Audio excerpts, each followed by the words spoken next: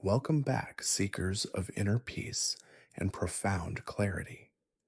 If you've joined us on previous journeys, you'll already know the incredible, often subtle shifts these ancient Zen stories can bring to your mind. Many of you have reported finding the deepest, most restorative sleep in years, a testament to the quiet power these narratives hold. Tonight, we embark on a new transformative adventure, one designed to guide you through 3+ hours of Zen stories to transform your mind and live in peace. We'll delve into timeless wisdom that can reframe your understanding of contentment, dissolving the mental knots that bind you and inviting an unshakable serenity into your very being. Think for a moment about the relentless churn of your own thoughts. Have you ever felt caught in a constant loop of worry, planning, or regret, like a wild horse galloping endlessly through the plains of your mind, never quite settling?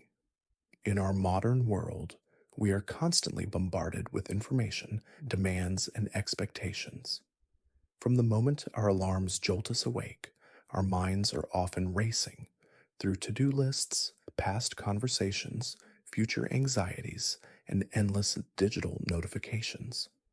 This incessant mental activity, this ceaseless inner turmoil, creates a pervasive sense of disquiet, making true peace feel like a distant, unattainable dream. This is the essence of the restless mind, a state of being where clarity is obscured and true calm seems perpetually out of reach. We often believe that happiness lies in achieving more, acquiring more, or controlling more. We chase external validation, seeking comfort in possessions, relationships, or career milestones. Yet, even when we grasp these things, the peace is often fleeting, isn't it? The quiet satisfaction quickly gives way to a new craving, a new worry, a new goal. It's like trying to fill a bucket with holes. No matter how much you pour in, it never quite stays full. This constant striving, this perpetual state of not quite enough, leaves us feeling exhausted, disconnected, and fundamentally restless. The problem isn't the world itself, but our mind's agitated relationship with it. Zen Buddhism offers a profound and practical path to liberation from this mental unrest. It doesn't ask you to escape the world, but to change your relationship with your mind. It suggests that the peace you seek isn't found by silencing every thought by force or by achieving some mystical state, but by understanding the nature of thought itself and by cultivating a deep, unwavering stillness amidst the flow of life. It invites you to recognize that your true nature is already peaceful, already whole, simply waiting to be uncovered beneath the layers of mental agitation. This journey is an invitation to explore the very essence of your mind, to witness its patterns, and to gently guide it towards a state of profound peace. Through ancient stories and practical insights, we'll discover how to tame the wild horse of the mind, not by breaking it, but by befriending it. We'll learn to find moments of tranquility, even in the midst of chaos, allowing you to live with greater clarity, less anxiety, and a deeper, more resilient sense of peace that permeates your entire being. This is the path to transforming your mind and cultivating a peace so profound it can lead to the deepest sleep you've ever experienced. So before you get too comfortable, please take a moment to like the video and subscribe, but only if you truly enjoy what I do here. And if you're joining us from somewhere fascinating, please share your location and local time in the comments below. It's always wonderful to see how these whispers of wisdom travel across the globe, uniting us in this shared quest for deeper understanding and inner peace. Now let's begin tonight's journey together. As you settle in, gently close your eyes if you feel comfortable. Take a slow, soft breath. Feel the air enter your nostrils cool and fresh, and then leave your body warm and relaxed. Notice the subtle rise and fall of your chest or abdomen. Just for these next few moments, allow your attention to rest gently on this natural rhythm. Feel the quiet hum of your own presence. This simple act of drawing your awareness to your breath is your first step into understanding the restless mind and finding your anchor in the present moment of fundamental practice in Zen. Let's explore this idea of the restless mind further. Imagine you are standing by a vast turbulent river. Its waters churn powerful currents, pull in every direction, and debris floats frantically on its surface. This river is your mind constantly flowing, constantly active. Often we mistakenly believe we are the currents, we are the debris getting swept away by every thought, every emotion. We try to grasp at some thoughts, push away others, or dam the river entirely, leading to exhaustion and frustration.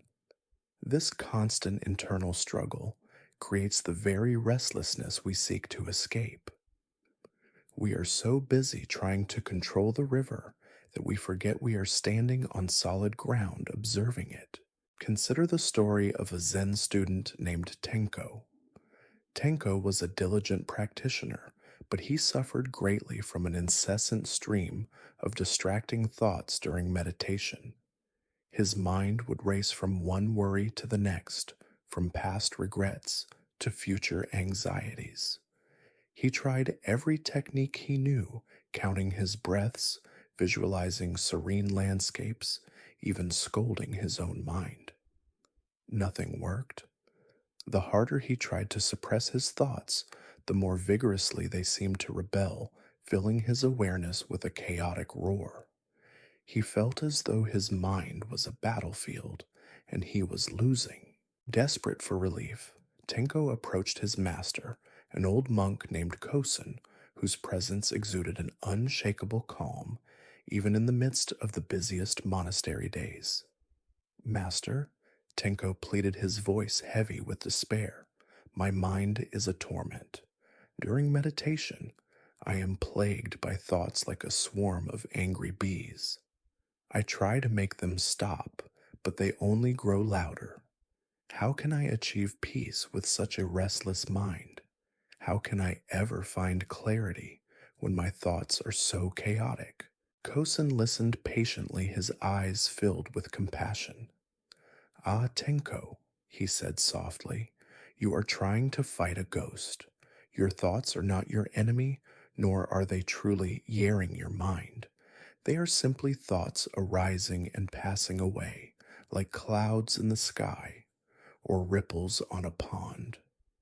The very act of trying to stop them, of resisting them, is what creates the turmoil. You are adding fuel to the fire by engaging in this struggle. Kosen then picked up a stone from the garden path and tossed it into a small, still pond nearby. Ripples immediately spread across the surface. See, Tenko, he said.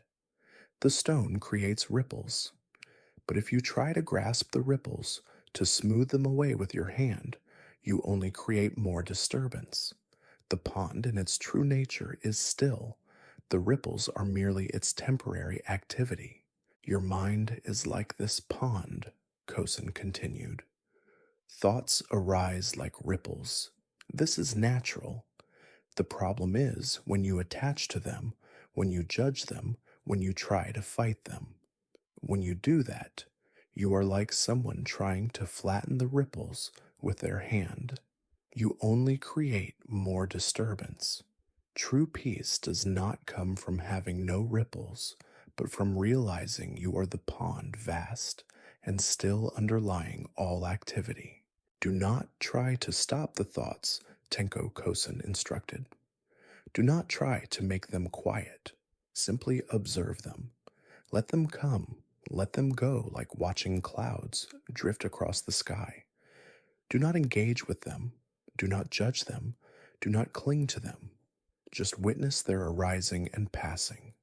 The stillness you seek is not the absence of thought, but the vast open awareness that holds all thoughts without being disturbed by them. Tenko was puzzled. He had always believed that the goal was to eliminate thoughts. Now his master was telling him to simply observe them. He returned to his meditation cushion, and instead of fighting his thoughts, he tried Kosen's method. Thoughts still arose, of course, but this time, instead of engaging with them, instead of trying to push them away, he simply noticed them, like watching leaves fall from a tree. When a worry came, he thought, "Ah, a worry." When a memory came, he thought, "Ah, a memory." And then he gently returned his attention to his breath, like an anchor in the midst of the flowing river. Slowly, gradually, something shifted. The thoughts didn't stop, but they lost their power over him. They no longer felt like an unruly swarm. They felt like distant whispers passing through the vast space of his awareness. The battlefield in his mind began to quiet.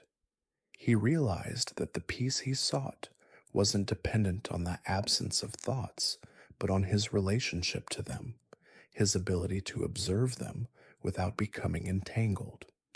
He found moments of profound stillness, moments where the deep underlying calm of his mind became palpable even with thoughts still present.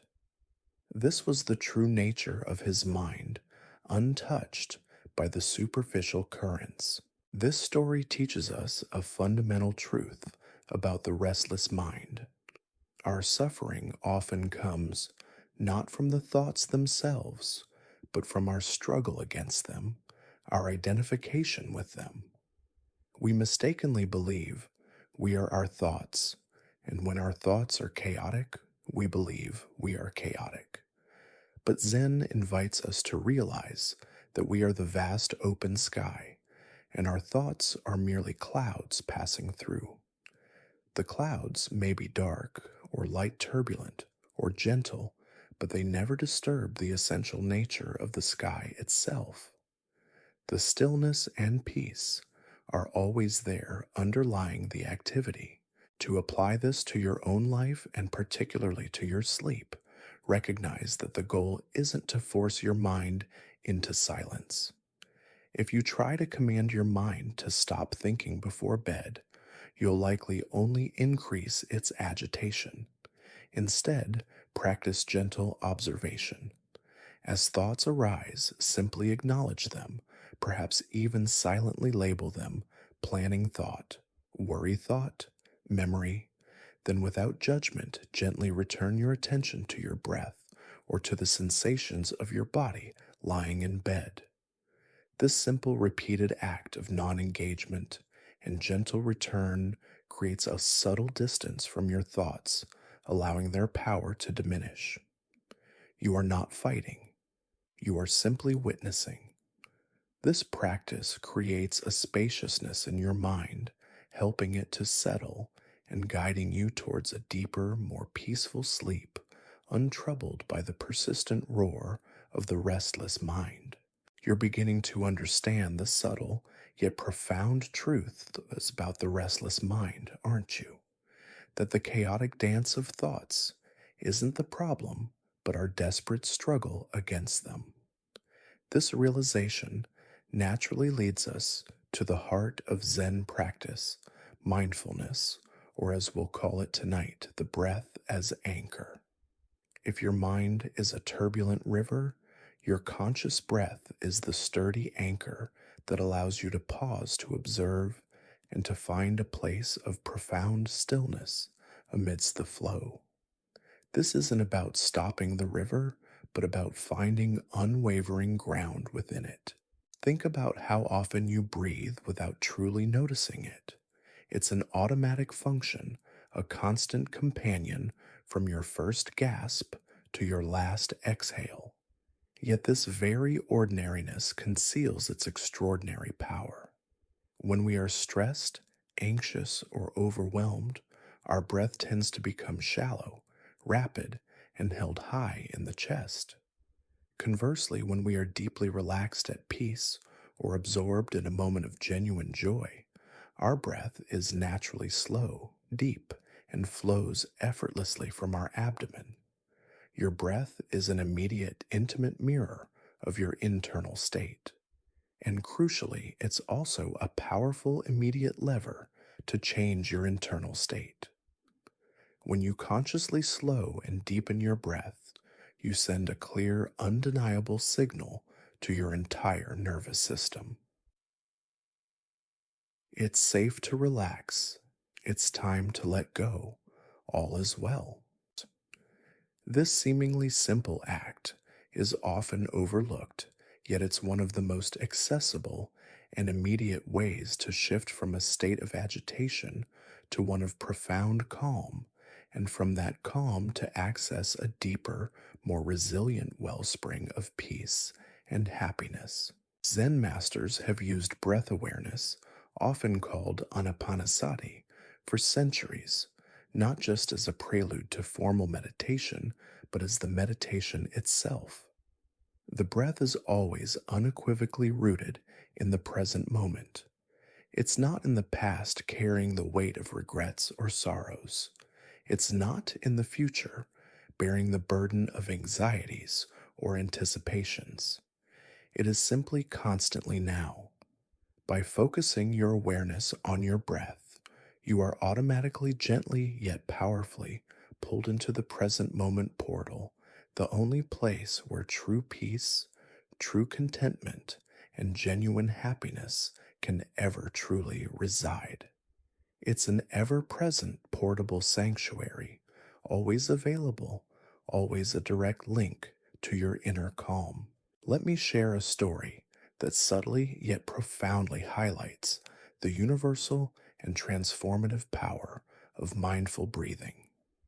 It's a tale from the life and accessible teachings of the revered Zen master Thich Nhat Hanh, a Vietnamese monk who brought the gentle, practical practice of Zen mindfulness to the Western world with incredible grace, simplicity, and boundless compassion.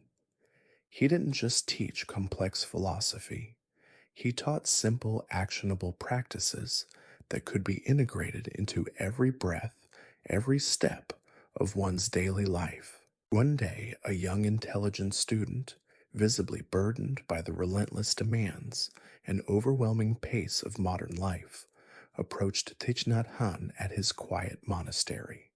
His face was etched with worry, his shoulders slumped under an invisible weight of stress. "They, teacher." The student sighed, his voice heavy with exhaustion. "I feel so fragmented, so scattered.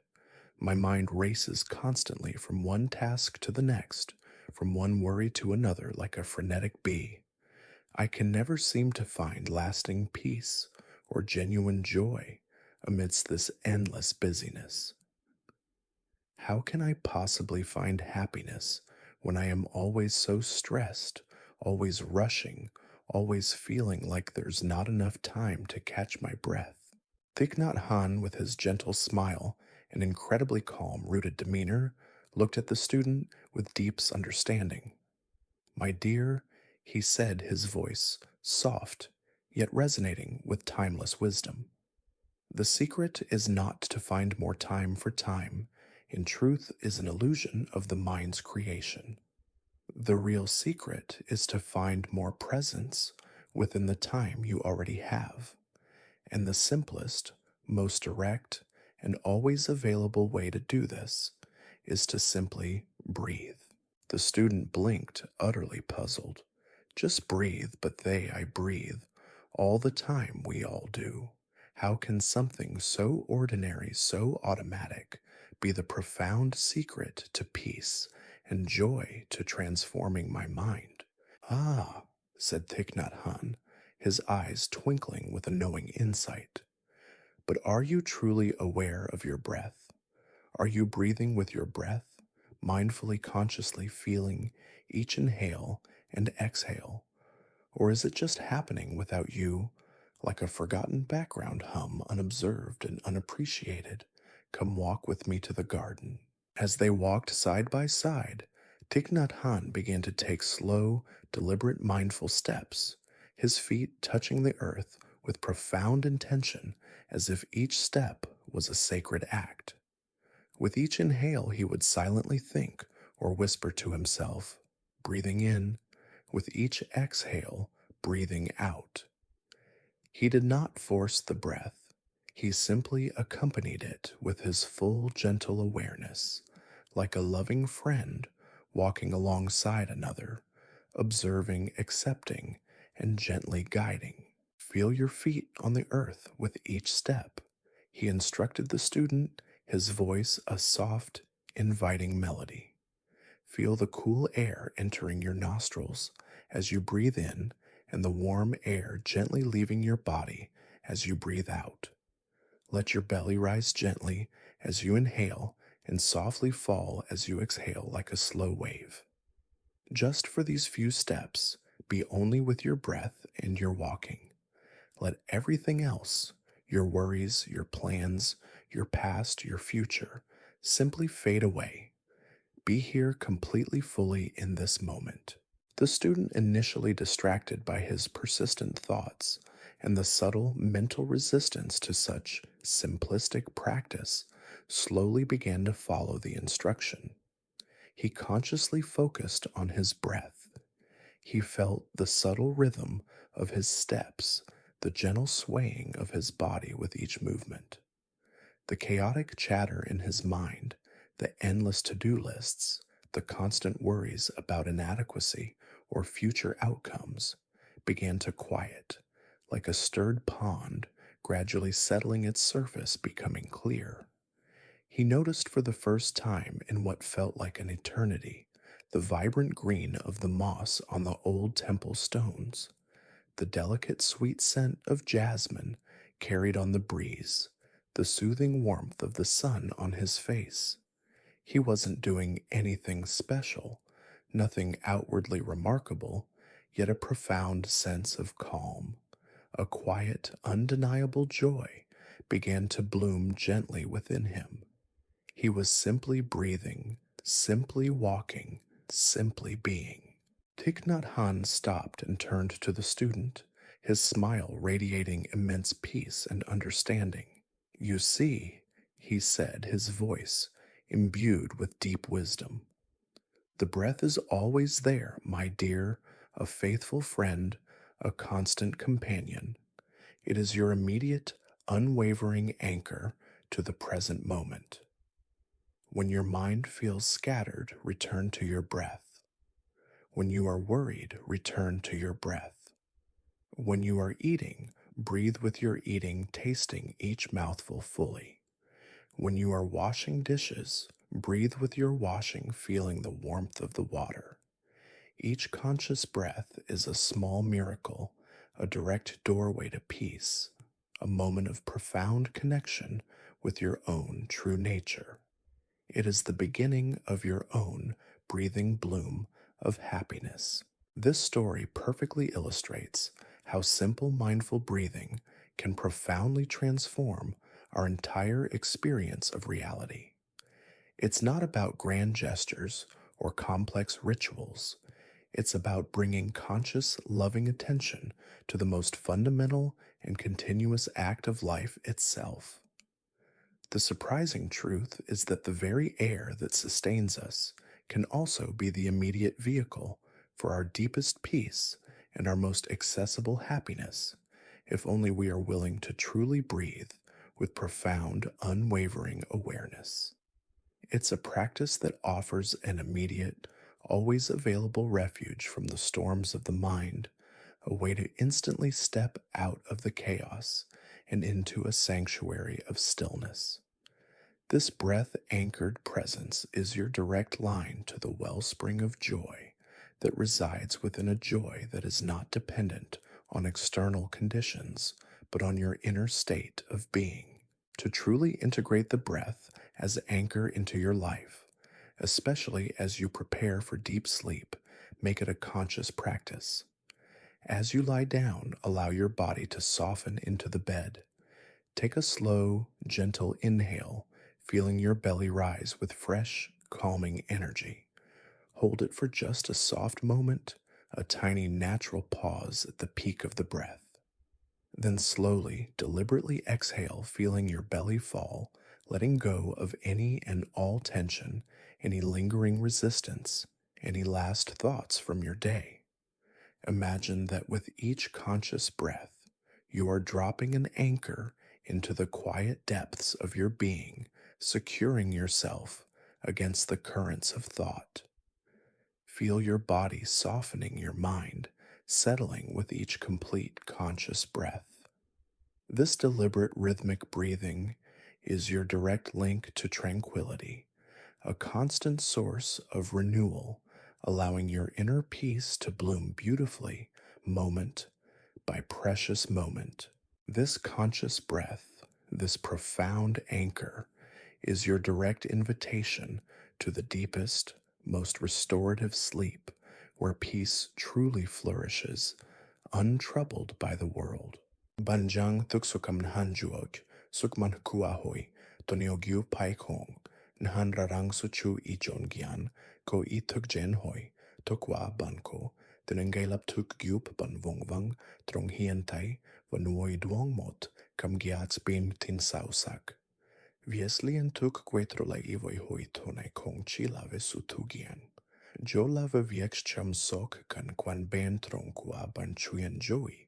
Kong gian tin tan hon luan kua ban ten mot man chat mao monui hin fuk kote thok sunuru. Jazio nai joa chungta jeni tuong sao sak vi buong bovo tuong. Hiu rang moi thu tun hung suing hi thuang, kwa jen hong jiu kin song ben nangwai. Jiu luon tai joy va su chap truog, vaun hung thu nai lang won gok uts kwa jiao ko. Hai nang hive su fudu kwa moi tu trong wok song kwa ban. Kote ban tai joy tung giai, gats te bauli and tuk a chet jiva tai tau. Sui unghiva kam suk jen roi, jinun hung jam mai tren bautroi. Kax mua quen hithai joy kong viek thai joy tam chi katagioi, vat chet sung quen ban kong luon trong trang thai bien jong. Chung da thuong kogang nam gyun hung thu. Nay kogang lam cho chung ton tai mai huik kogang kim soet chung theo imon qua min. Chung da bam viuva o nung ki uk jep. Nung moi quan heiu, thong nung dien kong just jat jokva. Chung de so he su mat, su te joy su kong checks chain. Nhung su that fu fang la, moto jo vo tuong. Moto jo thai joy, moto jo sekwaji. Sogang shong la su that nai chimang la jiao ko. No gyong hu viet sa kogang ngan mot kon song she. Mono luk voik va met moi. Suchap truok subam viu chin langun go kwa sujau ko. Kichung ta bam viu vao mo jiu gijo chung ta taura mot su kivong mot mong muon no fai ton tai mai huik fai dien rateo imin. Va kisudet pupang kwa vo thuong ap jin kijiu jo tai joy mat. Jihoats kong dien ra, nhu imuon chung, ta se jiao ko. Nhung su motintot lan ku mot konjuong dan gentudo. Jo la konjuong kwa buongbo. Buongbo hong ku ngia la tronentho, o vo kam hai kong yukibat kujiugi. No kong ko ngia la tubo kuk song. Thai vao jo buongbo ko ngia la shepnhan su that kwa vo thuong. No kon ngia la yu thuong vatran, trong hungi chung, ta kon hung kong, bam vao vo shong. No kong ya la cho fep motu, jen va jimokach, tun hien hun hung jam mai tren bo troi kong, kogang kiem suat, he giu chung lei. Je hiu so sak hon venguyen, tak bong bovo tuong nai, hui kung hao lang, nge mot kau chuyen, tien kok sua mot kau chuyen, be mod visuva mot kon nengwa mot kau chuyen. Tuong chung jon gian hung lai, chua jung mod bai, huk sau sak vesutudo. Ngai shua tek mod ngoi chua, tinan min trong mod kurang trukien tinko, mod visutre ten la jian la mod ngoi, sieng nang va tan twin hung en ta thuong shuyen bi, den vad boy nong kam shukman, me jack bietla, subun ba va that vong. Anta kau kat subin yen va giak, ngon hung en ta kam they rang hung kam suku amin, la mo chuong ngai vat lon train kon jong tu tap. Mod nangay no ki jeng jibotrong rung, jian hin tay mod kon nangwa huang tuyat jep. Kon nangwa ko mod bolong, jen bong joy, mat sang ngoi va dang ve uyen chuyen. Jian kam tay mod su ket nui man me, voi kon ngwa mod sungwong, mo va kau kat. Ang ta muon so hu kon nangwa muon tuan huano muon koi no jikap nui. Anta tin rang no kon nangwa anta se kam day han fuk va tron ven hon. Getrove chua va kechovi trutri, mod visugia uyen bak, va gm tin ve kon nangwa. Vitrutri lang inga mod kash kien han roi mem kui, va noi jan kon nangwa jo, la mod bio tuong. No tuong trong chon hungi, kon kao kat nongi, kon muon so hu trong kwak song. Nung kon ko biet rang su kao kat, va mong muon so hu jo chin, lang gon gok kwa jiao ko kong. Jian ngak hien, anta hong hiu, anta hoi, nung thua thai nukon kong kao kat, nukon kong mong muon tilam sao kon ko, the jet jok bat ku jiu, kilam sao kon ko, the team they han foods. Vitrutri traloi, jen kon ko, the kao kat, the kon ko, the mong muon, hong kon kong, as nen bam view. Kon ko the yu, ki kon nangwa, hong kong kong gas nenko gang so huno. Bikon nangwa gung hu tu tat ka moi, tu trong kuks te song jo vo tuong, no se jen vaji. Neu kon bam viu vau no kon se jau ko kino roiji. Ukis vitru tri tip tuk, hoin hin vau chin kon kong vo tuong. Kode kon te joi tung ye swing hiva, kam shuk kwa kon jen roiji. Nu kon bam viu vaun hung sui, kiva kam shuk jo, nu kon tin rang chung la kon se jau ko. Hoi hok kach buong bo jin, hoi hok kach chabn han su that kua vo tuong. Chiki jo kon moko the team tai subin yen va tu do jik tuks. Jien sui ngi sausak, ven hung loi, kwa vitrutri. Anita bajau, nhanra rang su jau, ko kwa anta hung, jentun hung kam such kwa, anita ma, jentu su bam viu chua, anta vao, hung kam such ju. Anta kogang kim soat chung chugang, lam chou chung bien, mut hung jiu jo shikien chung, dronen mach mi hon. Arhata kuiet jing tu loi kuyen kwa vitrutri. Anhota bat jau kwan sat nhung kam suits kwa min kong fan set kong kogang vei joi chung. Anhota chi jon gen lan hanra chung go iten chung va show feb chung jen va ji. Anhotan hanra rangonta kong vai ilan hung kam suk kwa min. Anta la kong gen chua jung hung kam suk ju. Dan dan jen bat jau kam thai subin yen va tu do hon. Anheta hong son bi, dan vat boy, nung kam suk kwa min nua. Anta ko de kam nha shung, nung chung hong kon kiem soat. Anta just hok juoks, kash buong bu. Kukachuyen nai de shung, da mod bai hok kwan trong ve buong bo vo tuong. Non hak nho chung tarang mo tu jiu, de joy va su chap truok vaun hung thu, jo chi mang lai jiao ko. Tu do va han pu jish stuk jen tu vie shapen han su that, nai va ho kech buong bo. Je abdong, nguyen tak nai va kwak song kwa barnjak, biet la je ko mot giak. Gusau va yen bin hai, tu tuk han buong bon hung sui, kiva lolang truok kijingu. Dai vikogang gia I kwet moi, van je trong jau hoi, nhanra, rang nhung sui, ingi johi, lan hung jam, me tuang kwatren bao troi tam tribon. Hoi ja shung jen vajikong, bam viu kong fan set. Hoi tap trong vau hoi, Tukwa ban kamnahan sutu giantron kudiban, vachofe ban than ban chimvao, giek ngumutkach tun hien kong kogang kiem suat. Hoin ho rang giek ngukong vo thuong, no se jen vaji. Hoi jon han nomutkach tron ven va buong bomolo lang, vivies ngu he kong nungu. Kiban buong boban setim thai subin, yen va gyak ngu sauhon. You're truly understanding the subtle yet profound truth of Buong Bo Vo Thuong, that letting go of our attachments to what is constantly changing is the very path to freedom from suffering. This insight, vital for transforming your mind, naturally leads us to another core principle, Chepenhan Hien Tai. We often spend our lives fighting against reality, pushing away what is unpleasant or wishing things were different. But Zen teaches us that true peace and an unshakable form of happiness emerges when we fully embrace what is without resistance or judgment. Think about how much energy you expend every day resisting reality. Perhaps you're stuck in traffic, and instead of accepting the delay, you rage against it, honking your horn, muttering curses, feeling your blood pressure rise. Or maybe a plan falls through, and instead of adapting, you replay the scenario in your mind, consumed by frustration and disappointment. We resist uncomfortable emotions, sadness, anger, fear, believing they are bad and must be suppressed or escaped.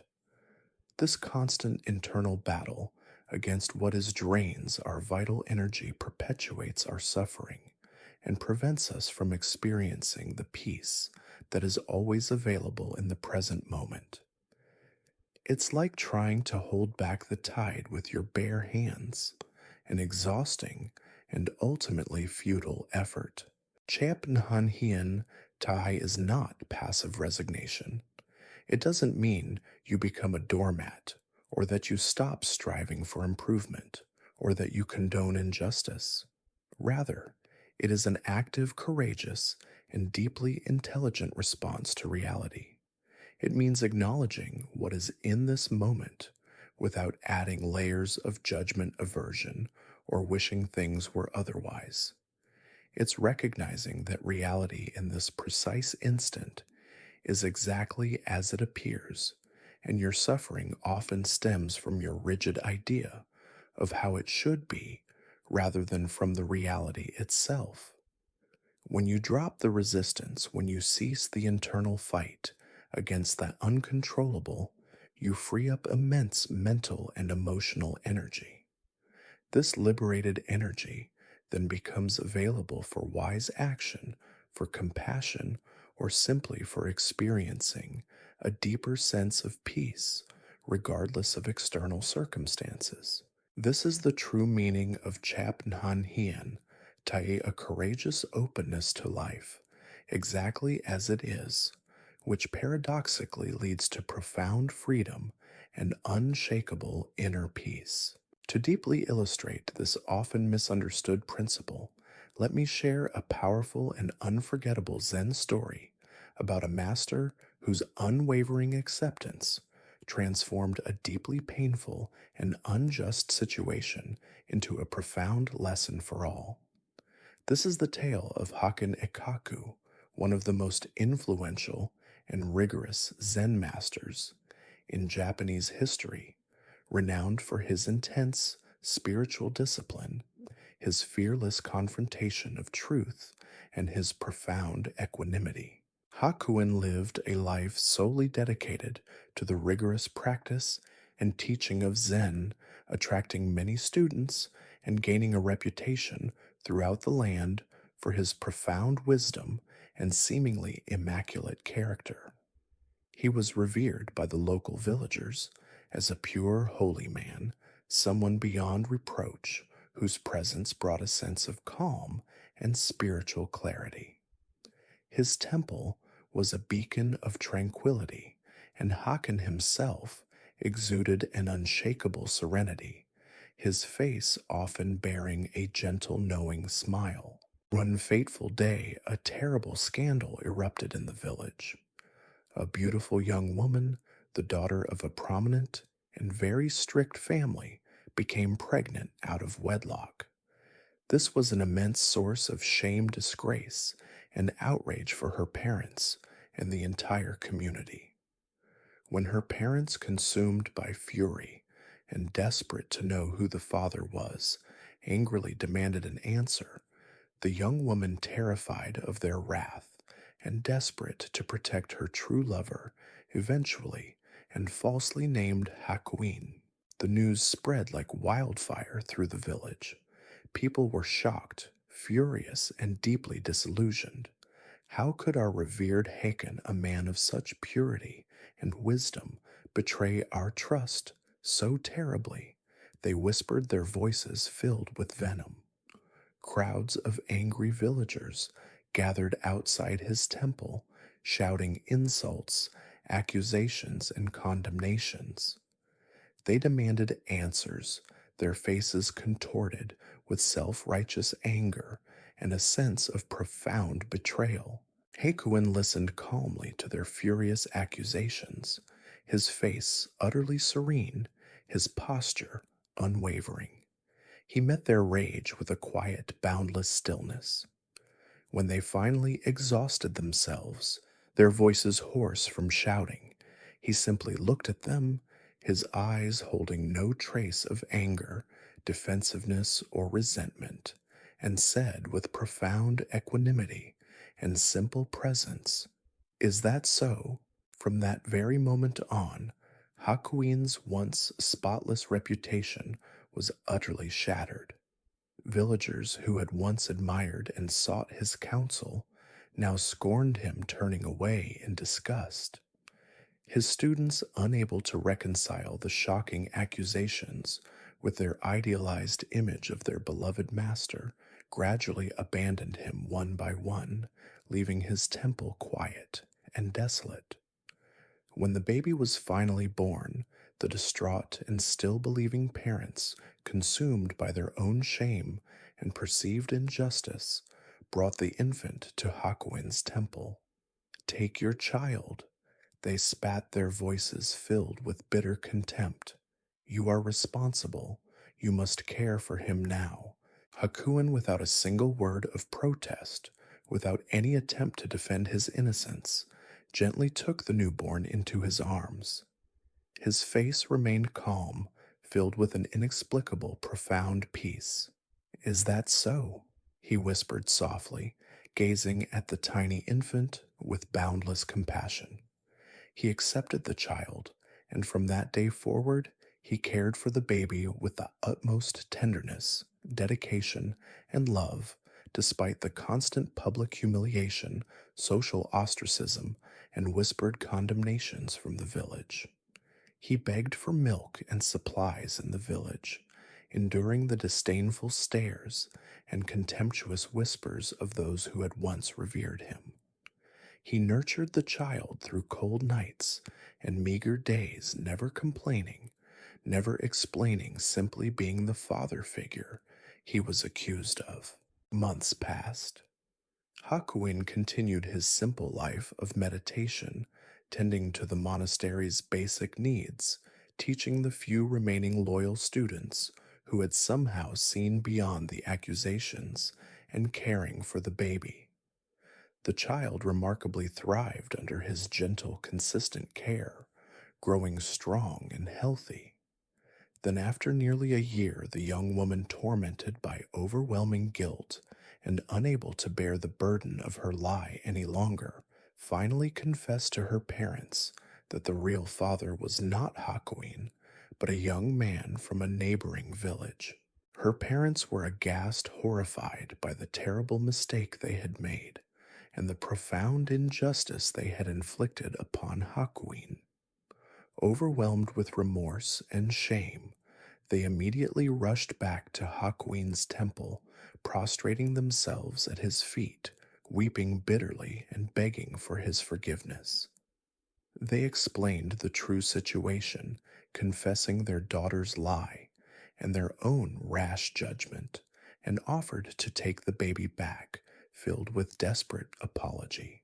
Hakuin listened to their tearful confession, his face as serene and compassionate as it had been the day they first accused him. There was no hint of triumph, no trace of resentment, no, "I told you so." When they finished, he simply handed the child back to them, and again with perfect calm, utter Chapnhan Hien Tai, and boundless equanimity, he simply said, "Is that so?"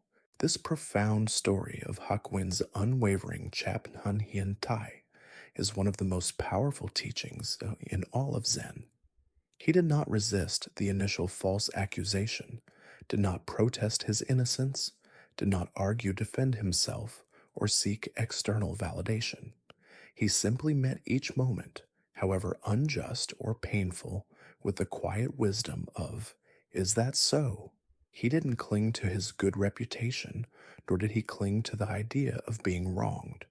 He simply accepted the reality of the situation as it presented itself, however harsh or unfair, and responded with calm presence and compassionate action.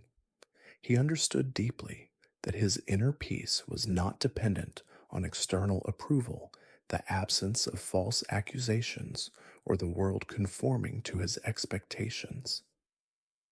His happiness resided in his inner freedom, his non clinging to outcome or reputation, his profound ability to simply be with what is. Think about the implications of this for your own daily life, particularly as you strive for peace and a deeper sleep. How much suffering do you create for yourself by resisting what is? When traffic is bad, do you rage against it, or can you accept it as the present reality and perhaps use the time for quiet reflection or mindful breathing? When someone criticizes you, do you immediately defend furiously, or can you meet it with a moment of hakuins? "Is this so?" A pause of acceptance, and then from that place of calm, decide how to respond skillfully if a response is even needed. When plans go awry, when expectations are unmet, is your first reaction anger, frustration, or despair? Or can you meet the moment with a gentle acceptance, allowing what is to simply be? This profound acceptance doesn't mean becoming passive or ignoring injustice.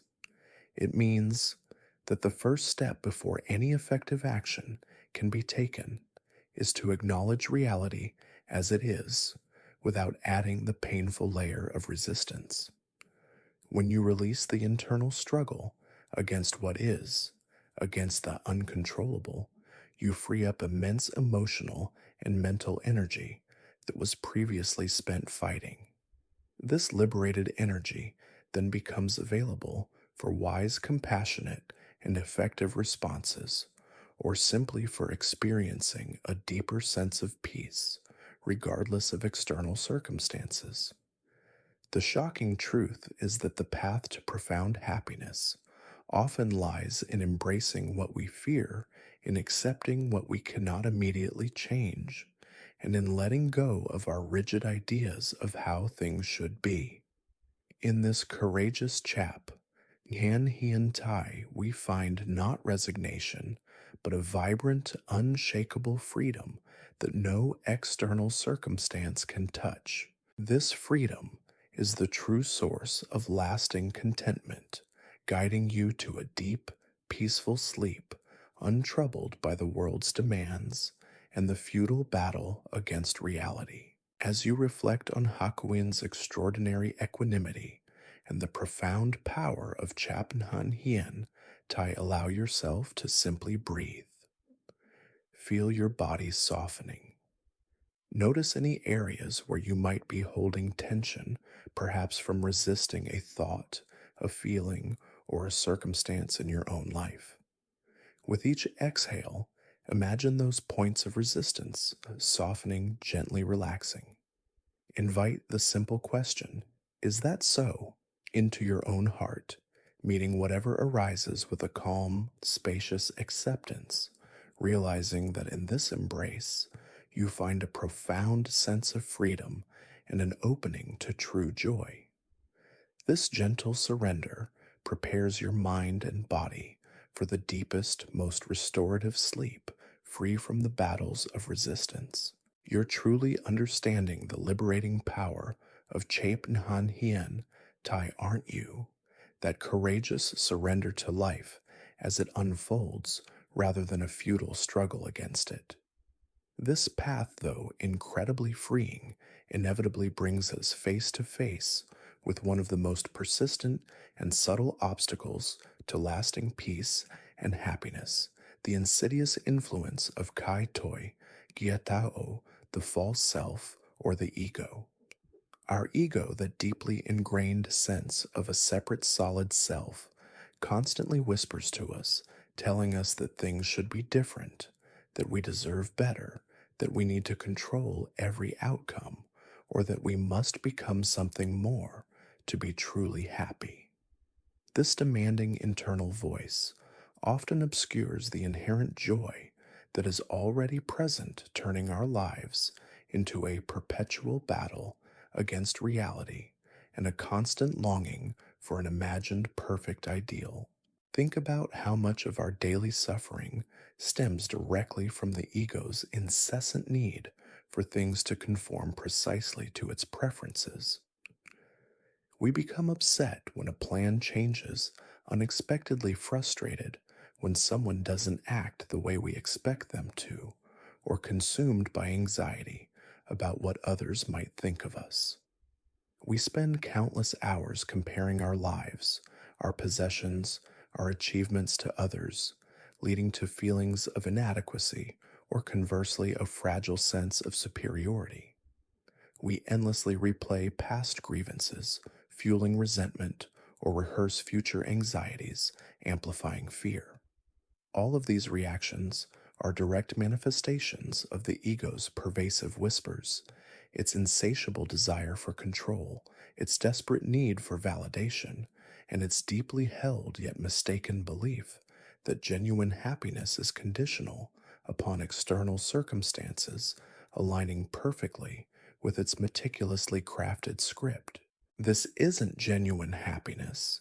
It's a fragile conditional peace, easily shattered by the slightest deviation from the ego's demanding narrative, leaving us perpetually restless. The ego, in Zen terms, isn't just about arrogance, though. That can certainly be one of its many masks. More fundamentally, it's the identification with our thoughts, our stories about ourselves, our roles, our personal history, and our perceptions as a fixed, solid, and separate I. It's the voice that endlessly judges, criticizes, compares, and craves. It's the part of us that whispers, I will only be happy when I am richer, thinner, smarter, more loved, or more successful.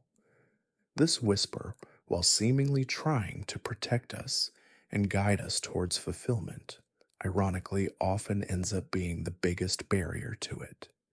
It keeps us trapped in a perpetual cycle of wanting never truly satisfied with the vast richness of the present moment, because it's always pointing to a perceived lack, a future ideal, or a past regret.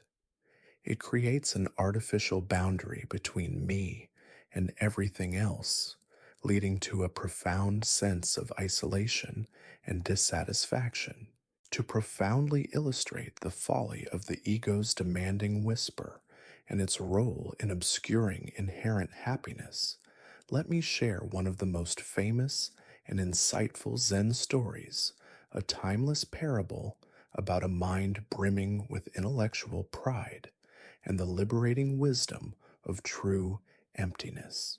There once was a brilliant and highly esteemed university professor, renowned throughout the land for his vast knowledge of Zen philosophy and Buddhist scriptures.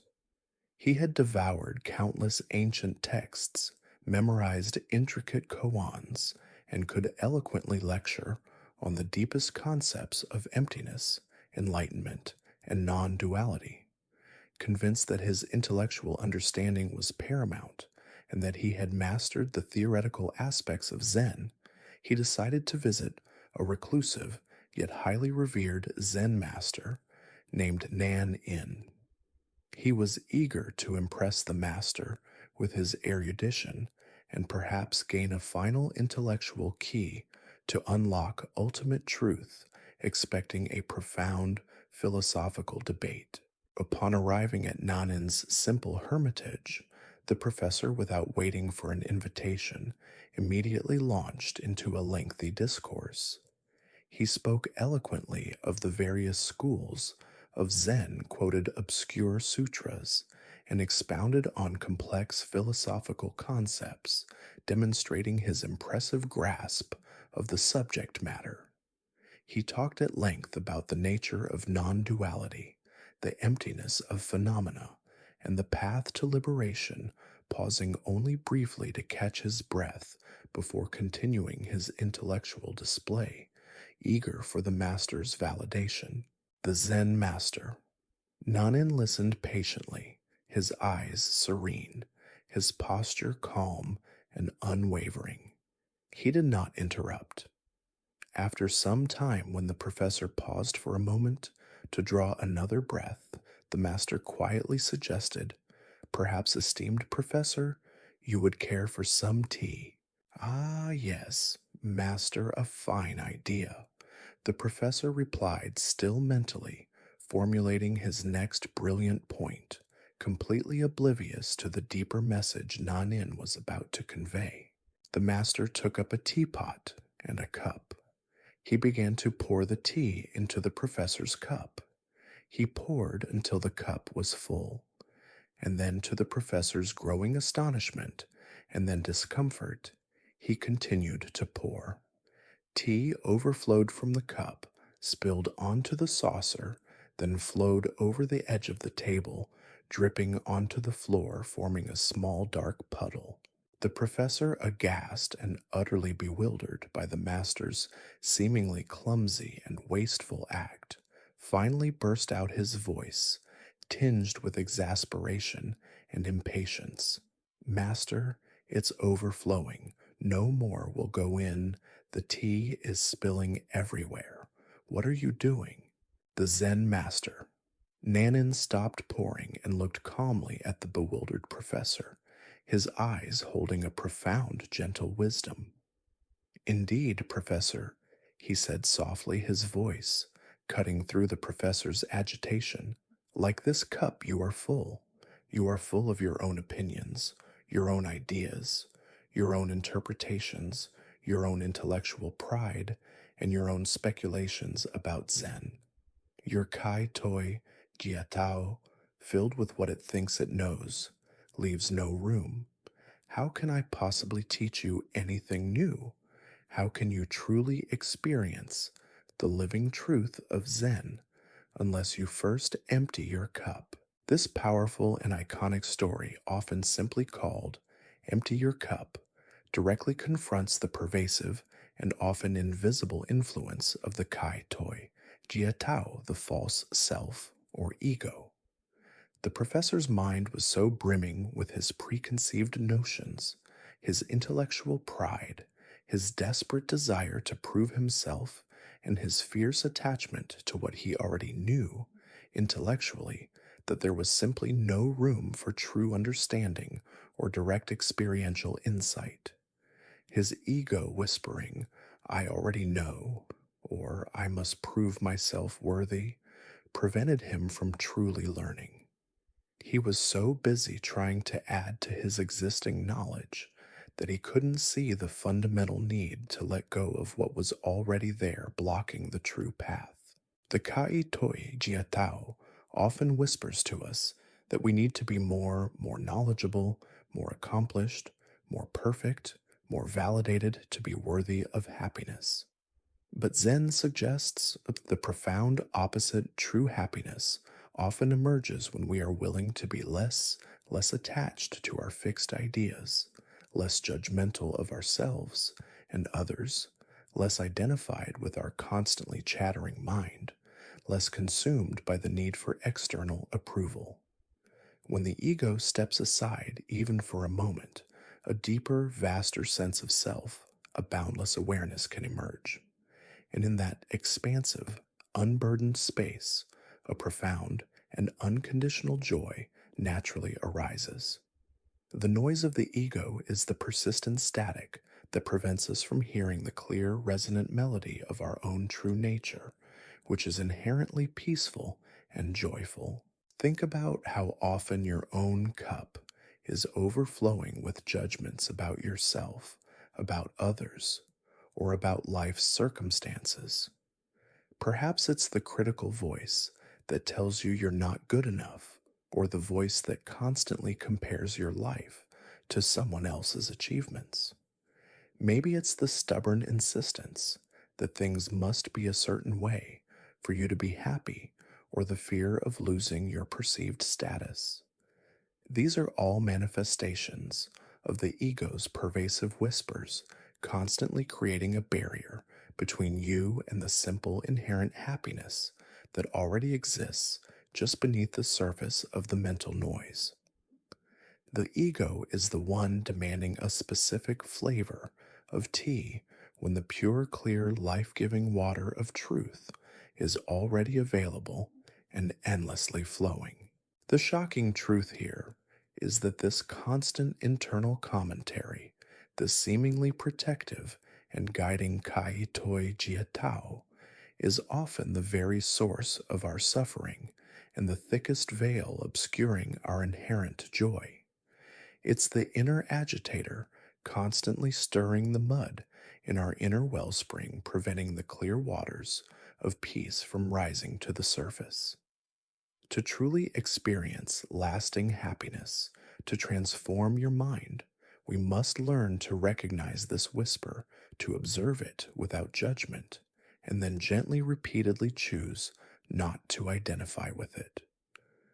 We must be willing to empty our cup, not by force, not by harsh suppression, but by allowing the old stale content, the rigid beliefs, the old narratives, the unhelpful attachments, to simply drain away, making ample space for the fresh, new, and truly nourishing experience of reality. This act of disidentification with the ego's demands, this profound letting go of the false self, is a radical step towards reclaiming your inherent peace and discovering the boundless spaciousness of your true nature. As you reflect on the overflowing teacup and the professor's agitated mind, allow yourself to take a deep, gentle breath.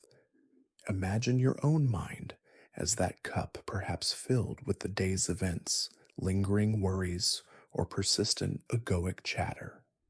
With each slow, deliberate exhale, imagine a little bit of that old content, those demanding whispers of the kai toi jia tao, gently pouring out, making more and more space. Feel your body relax, softening any resistance, any subtle tension you might be holding.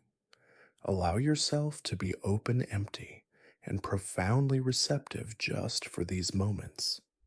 In this emptiness, there is not absence, but rather an expansive, quiet presence, ready to receive the boundless moonlight of authentic happiness. This conscious act of emptying your mental cup is a powerful step towards releasing the burdens of the ego, preparing your mind for profound rest, and guiding you towards the deepest, most restorative sleep, where the false self can finally dissolve into the vastness of being. You're truly understanding the liberating truth that comes with shedding kai toi gia tao, aren't you? That profound release when you recognize that your happiness isn't dictated by external validation or the ego's endless demands. This path, though freeing, often brings us to a deep contemplation of something we instinctively shrink from Kojiao Dan Loi. We are conditioned to believe that suffering is purely negative, something to be avoided at all costs, a sign of failure. But Zen, in its radical wisdom, invites us to look directly at suffering, to understand its nature, and to realize that it can paradoxically be a powerful guide, illuminating the true nature of happiness and leading to profound liberation. Think about how much of our lives are unconsciously spent in an elaborate dance of avoidance. We numb ourselves with endless distractions, constant entertainment, excessive consumption, compulsive social media scrolling, or even substance use, all in an attempt to escape moments of discomfort. We push away difficult emotions like sadness, fear, anger, or shame, believing they are bad and must be suppressed, ignored, or made to disappear. We desperately seek external solutions for internal unease, jumping from one quick fix to another, always chasing a fleeting sense of relief. Yet suffering in its myriad forms, loss, illness, disappointment, aging, death, or simply the pervasive feeling of dissatisfaction, is an unavoidable and universal part of the human condition. When we resist these fundamental truths of existence, when we fight against the inevitable waves of life, we often compound our suffering, creating a secondary, often more intense layer of pain through our sheer aversion and struggle. This resistance is like adding fuel to a small contained fire, transforming a manageable discomfort into a roaring, consuming inferno. The original pain might be a brief sting, a momentary ache, but our resistance to it can become a lifelong torment, a constant internal war. Zen, however, does not advocate for masochism or for actively seeking out suffering. Instead, it invites us to meet it directly, to engage with it mindfully, to understand its inherent nature, and to recognize that our relationship to suffering is often far more impactful than the suffering itself. It teaches us that within the very heart of discomfort, sorrow, or challenge can lie a profound lesson, a doorway to deeper compassion for ourselves and others, greater resilience, and ultimately a more authentic, unshakable joy. It's in facing the shadows that we truly begin to appreciate and understand the light. This is the unexpected Hojiao Dan Loi, the surprising revelation that sometimes the most challenging and painful experiences can teach us the most profound truths about impermanence, about release, about our inherent strength, and about the boundless nature of true happiness. It opens our hearts to the universal human experience, breaking down the illusion of isolation that often accompanies our personal pain, allowing us to connect deeply with all beings. To profoundly illustrate this often misunderstood principle, let me share a timeless and deeply poignant Zen story that speaks directly to this idea. It's a tale about a grieving mother consumed by an unbearable loss and her transformative encounter with the boundless wisdom of the Buddha himself. This narrative shows how suffering, when met with wisdom, can lead to ultimate liberation. In a small ancient village and nestled by a flowing river, surrounded by lush rice paddies, there lived a young woman named Kisa Gotami. She was deeply devoted to her beloved infant son, who was the center of her entire world, the sole source of her joy and meaning. His every laugh was like music, his every breath a sacred blessing. One tragic day, unexpectedly and without warning, her son fell gravely ill, and despite her frantic, desperate efforts, died. Kisa Gotami was utterly devastated, her mind unable to comprehend or accept his death. Her grief was a raw, consuming fire that obliterated everything else, leaving her in a state of profound shock and denial. She clung to her lifeless child, cradling him tightly in her arms, refusing to believe he was gone, desperately pleading with her neighbors to find medicine, any medicine that would miraculously bring him back to life.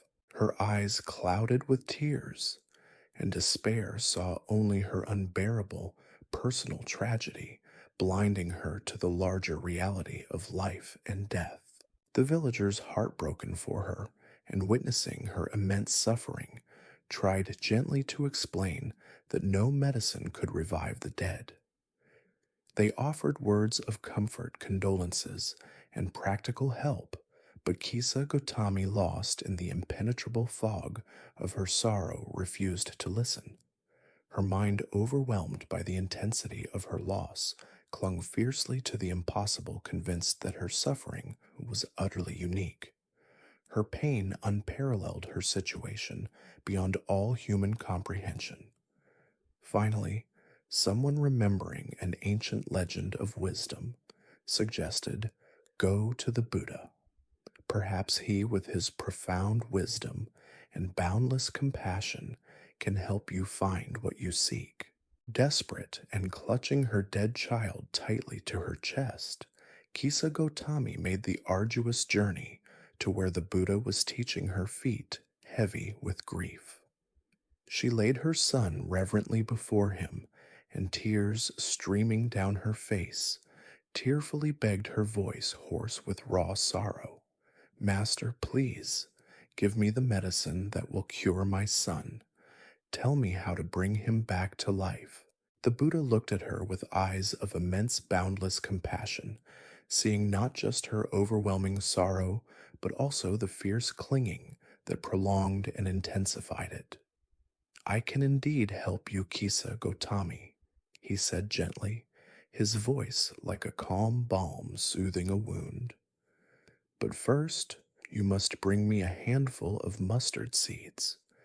However, these seeds must come from a house where no one has ever died."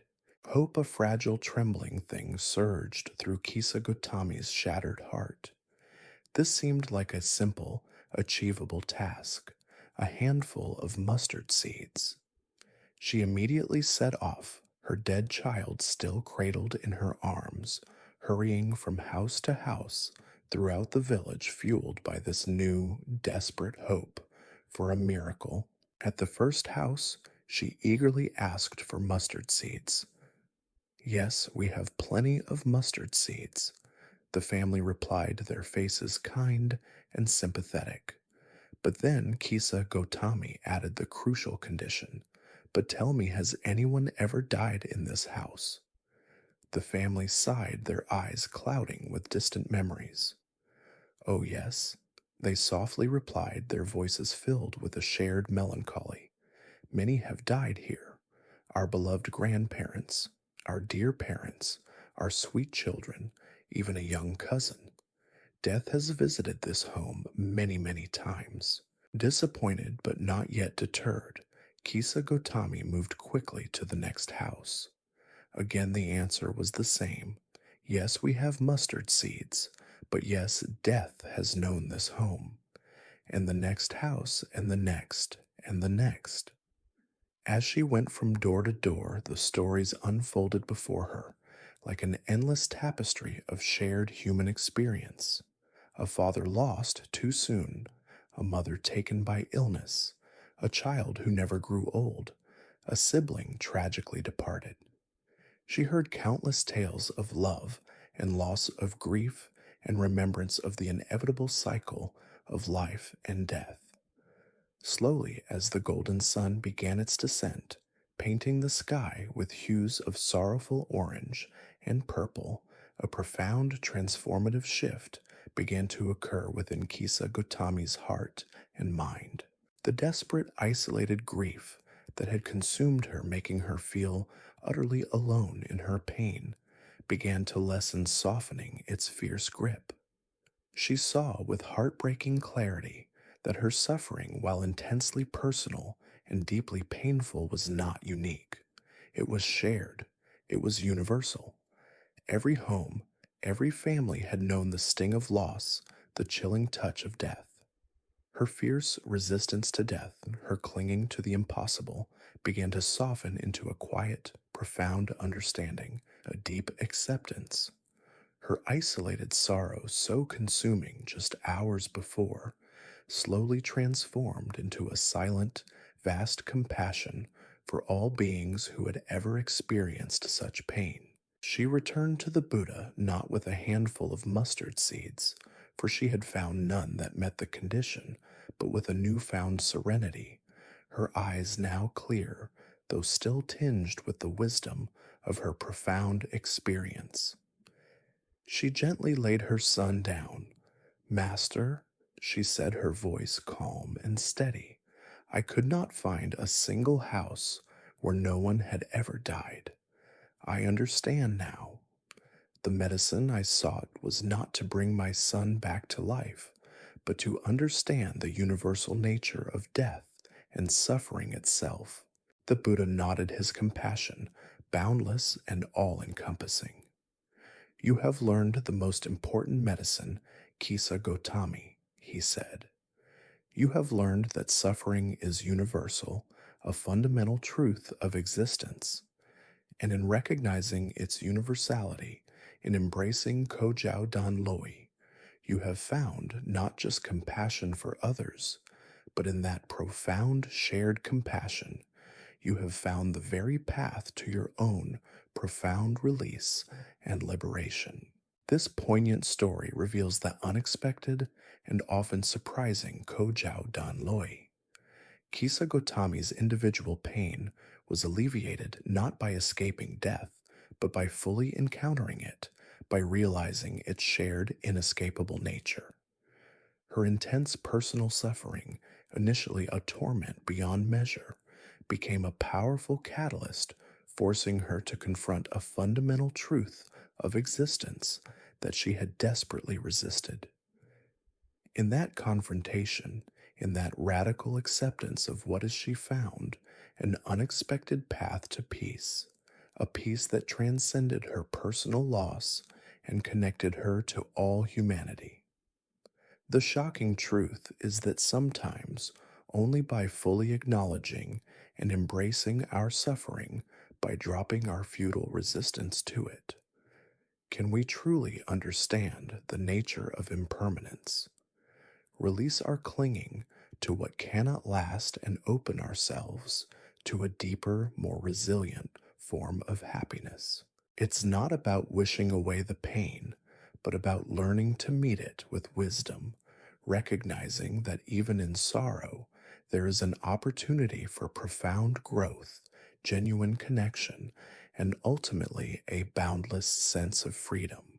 As you reflect on Kisa Gotami's transformative journey and the surprising Kojao Dan Loi, consider moments in your own life where you have experienced profound discomfort, sorrow, or loss. Instead of turning away from it, can you bring a gentle awareness to it? Take a deep breath, and as you exhale, imagine softening around any discomfort, any lingering resistance, any unacknowledged pain, just as Kisa Gotami softened around her grief. Allow yourself to acknowledge the universal nature of challenge, recognizing that even in moments of pain, there is an opportunity for profound understanding, for a deepening of compassion, and ultimately for a more authentic and liberating sense of well-being. This gentle acceptance of life's full rich spectrum, including its inevitable shadows, is a powerful preparation for deep restorative sleep, where the mind finds true peace beyond the battles of resistance. You're truly understanding that unexpected gift of Kojao Dan Loi. Aren't you that profound wisdom which reveals suffering not as an enemy, but as a catalyst for deeper peace and boundless compassion?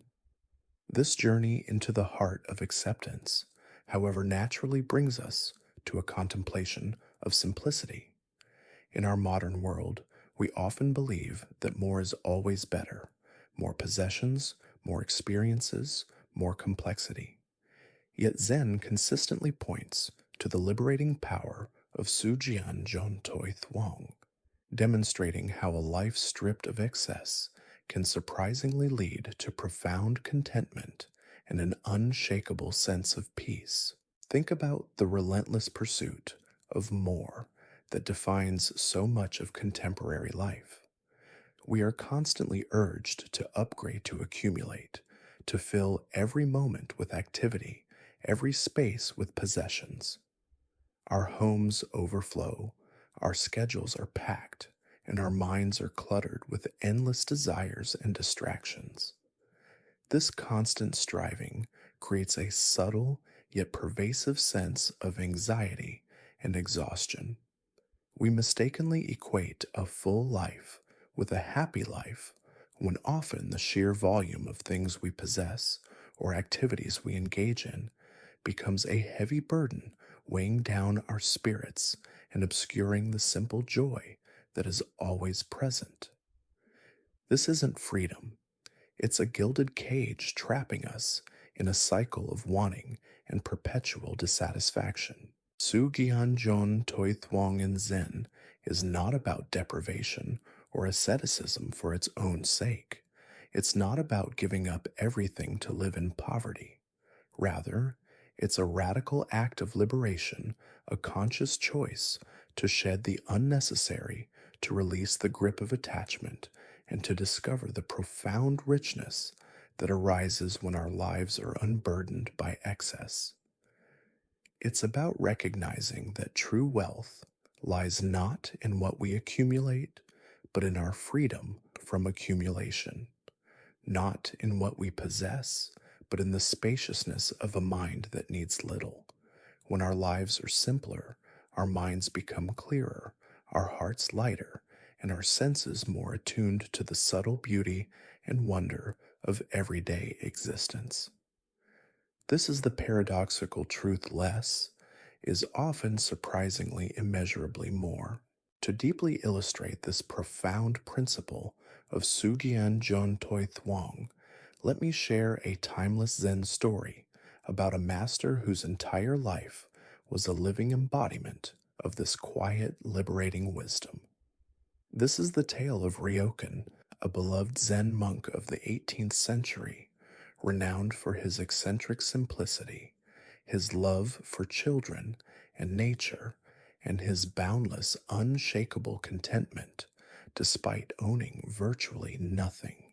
Ryokan lived in a tiny, dilapidated hut on the side of Mount Kugami, far removed from the clamor of villages and the concerns of the world.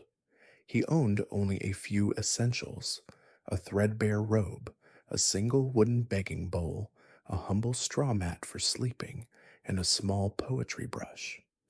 His days were spent in simple meditation, gathering firewood, playing with local children, and composing beautiful poems about nature.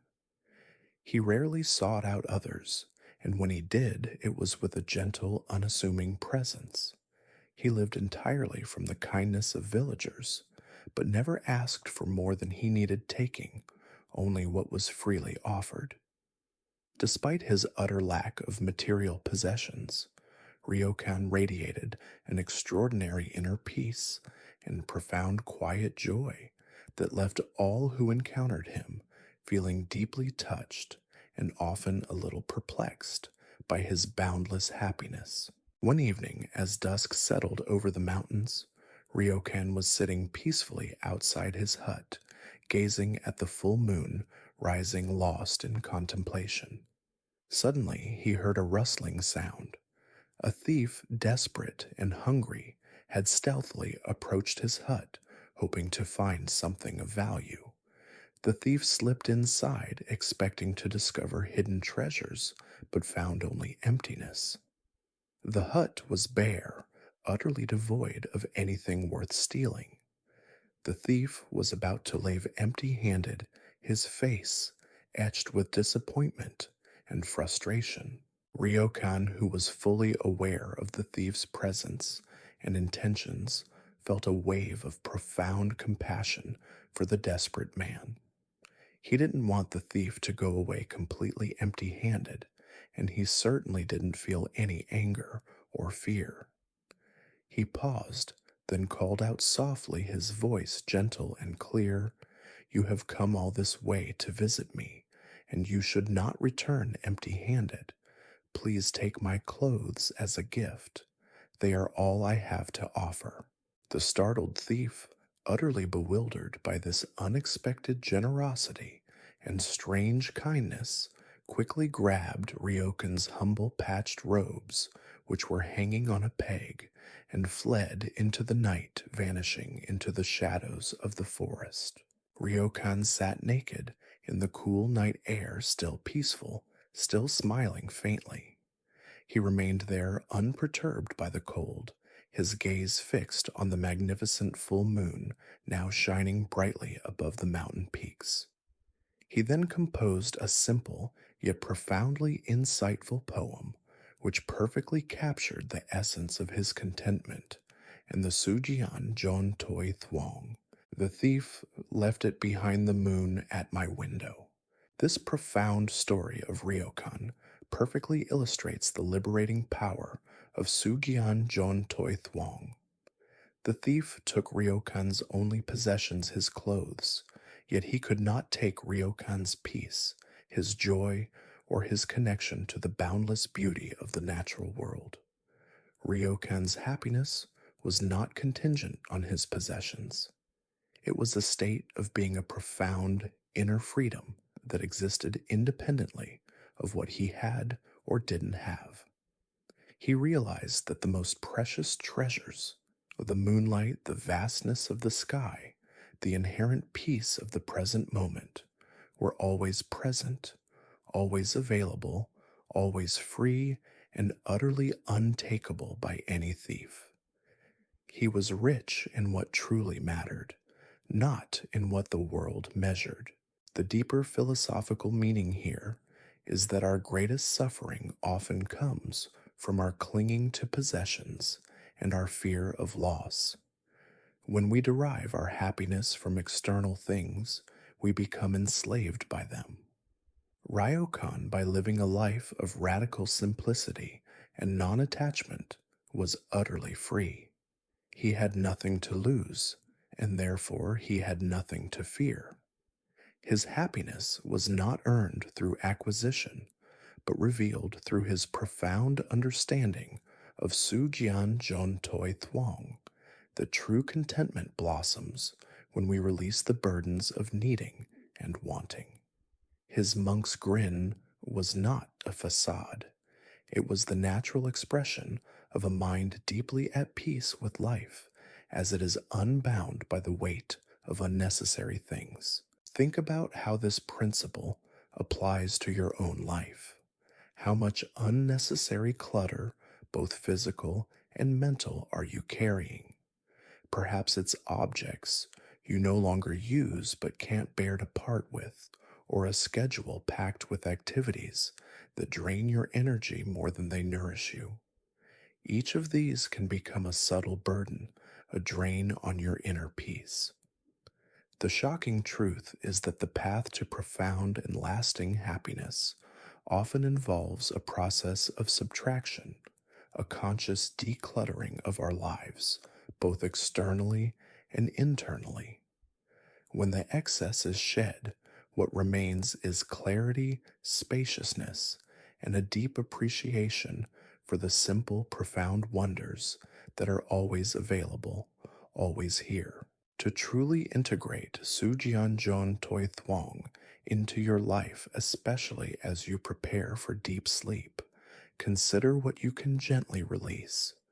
It might be a physical item you no longer need, a commitment that weighs you down, or a mental habit of constantly wanting more. Before bed, instead of letting your mind race through what you need to acquire or achieve, gently bring your awareness to the simplicity of your breath, the feel of your body on the bed, the quiet of the room. Imagine yourself shedding invisible burdens one by one. With each slow, deliberate exhale, release a little more of the day's complexities, the desires, the attachments. Allow yourself to rest in the profound richness of simply being, recognizing that the most precious moon at your window is the boundless peace of your own awakened mind, untouched by any external circumstance. This profound practice of simplifying your internal and external world is a direct invitation to the deepest, most restorative sleep, where your spirit is truly unburdened and free. You're truly understanding the liberating power of Sugyan Jon Toi Thuong, aren't you? That profound wisdom that reveals how shedding excess rather than accumulating more unlocks a genuine contentment.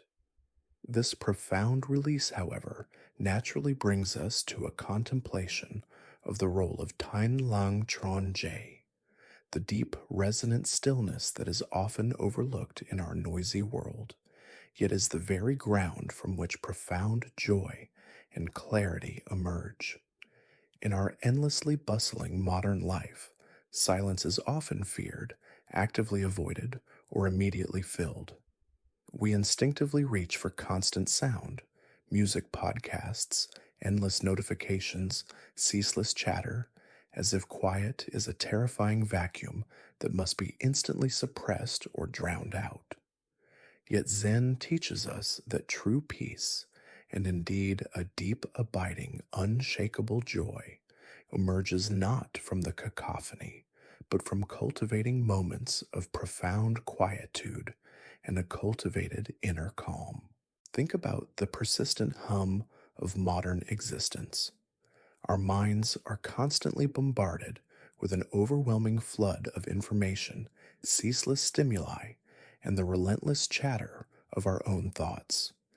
This constant mental noise creates a pervasive feeling of agitation, a subtle undercurrent of stress that prevents us from truly hearing our own inner wisdom or feeling the delicate, subtle currents of peace that are always present beneath the surface.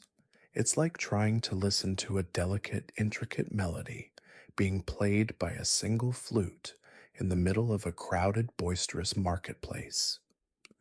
You might catch a few disjointed notes, but the full beauty, the resonant harmony, and the profound emotional depth of the music are completely lost, drowned out by the surrounding clamor. The same is true for the quiet symphony of peace that resides within us. Zen masters, living for centuries in monasteries tucked away in serene, often remote mountain landscapes, understood and meticulously cultivated the transformative power of Tinlang Tron Je.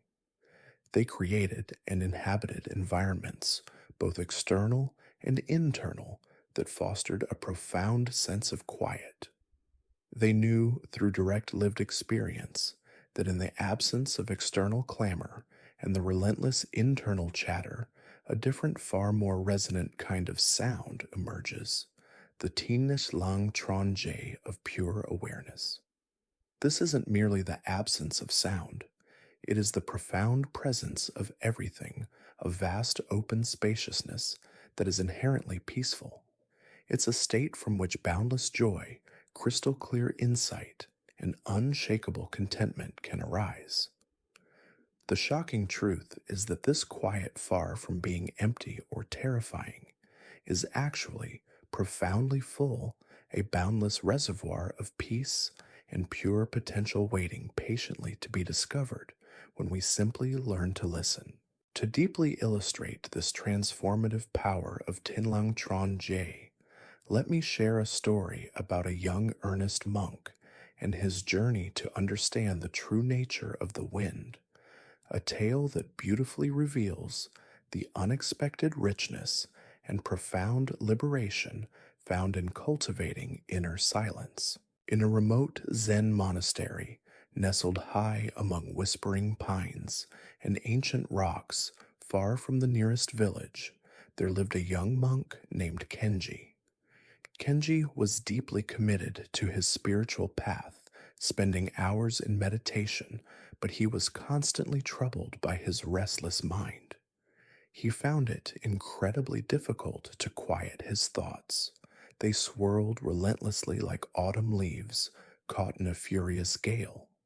He constantly sought after grand, dramatic insights and sudden, dazzling awakenings, believing that profound peace and ultimate happiness would only come from some monumental external revelation or an instant cessation of all thought.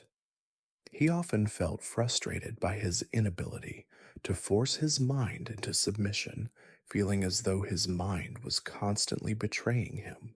One blustery afternoon, the wind howling fiercely around the monastery walls, rattling the wooden windows, and rustling the ancient trees with relentless force, Kenji approached the abbot, an old master whose very presence radiated a profound, unshakable quietude and an astonishing inner calm even amidst the storm. Master, Kenji sighed, his voice heavy with despair, almost lost in the wind's roar. I feel so disconnected, so restless. My mind is like a wild, untamed horse, always galloping, always creating noise. I yearn desperately for the profound peace that you seem to possess, but I cannot, no matter how hard I try, quiet my incessant thoughts. How do I find this inner stillness? How do I achieve genuine silence within? The abbot, with his gentle smile and eyes filled with deep understanding, looked at the young monk. He didn't offer immediate advice or complex instructions. Kenji, he said softly, his voice clear and perfectly audible amidst the din. Tell me, do you hear the wind today? Kenji listened intently. The powerful wind roared around the monastery, a relentless, pervasive sound filling his ears. Yes, master, he replied, raising his voice slightly above the gale. It is very loud, it never stops, and when the wind blows so fiercely, the abbot continued, his voice perfectly calm and steady amidst the storm. Do you think it makes a sound because it wants to make a sound, or is it simply being the wind manifesting its nature without intention, without ego? Kenji paused, considering this simple yet profound question. He had never thought of the wind in this way. It simply is the wind, master, he admitted. It has no intention, no desire. Exactly, said the abbot.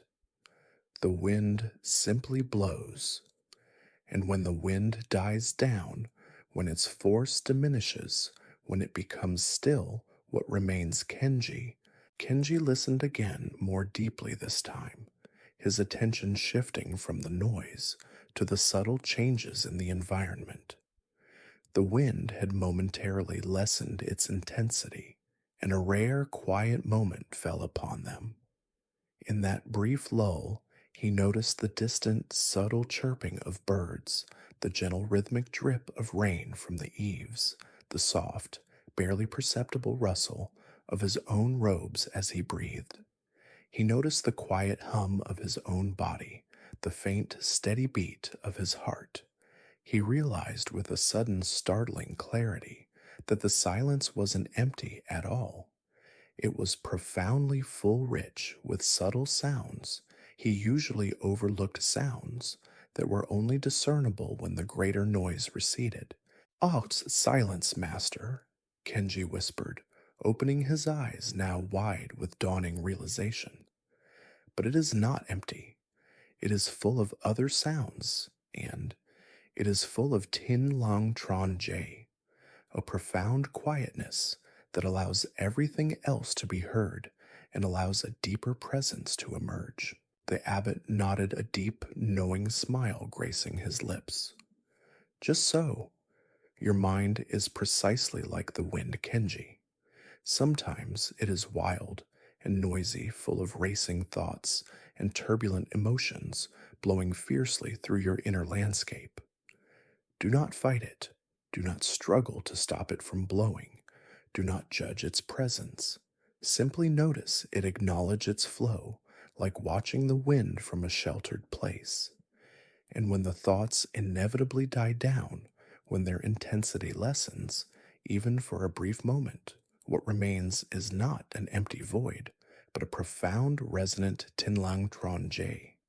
This stillness is your true nature, your inherent being, always present, always peaceful, always full of the subtle, boundless beauty of existence.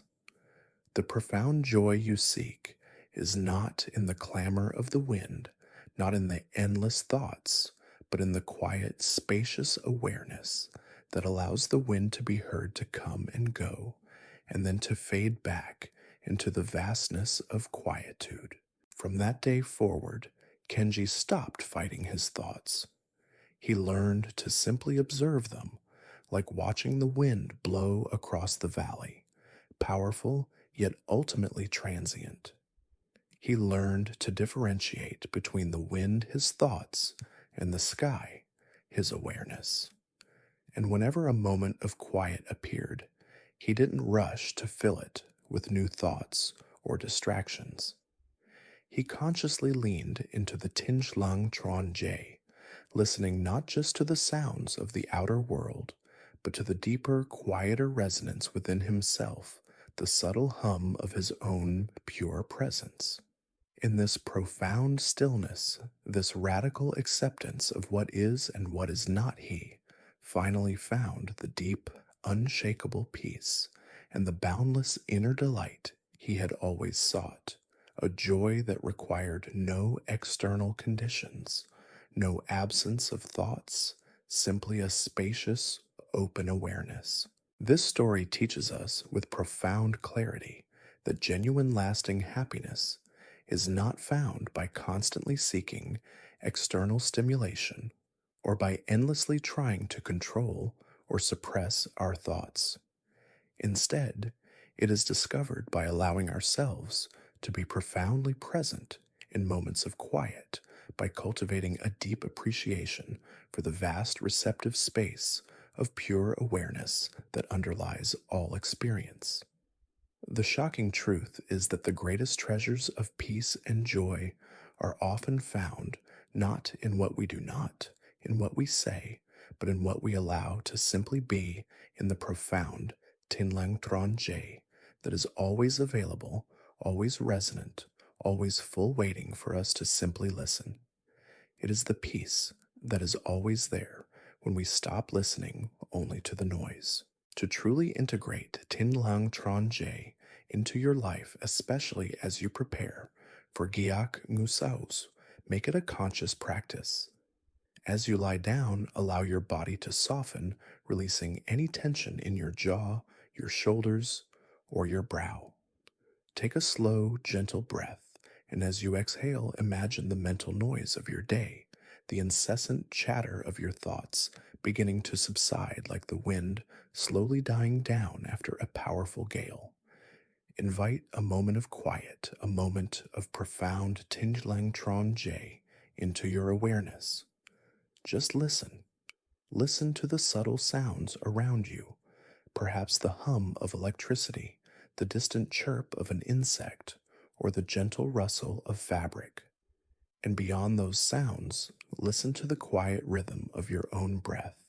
And in that gentle, receptive listening, feel the quiet presence of your own true peace, preparing your entire being for the deepest, most restorative sleep, where stillness cradles you into profound serenity. You're truly understanding the profound depth of Tainan Tron J, aren't you?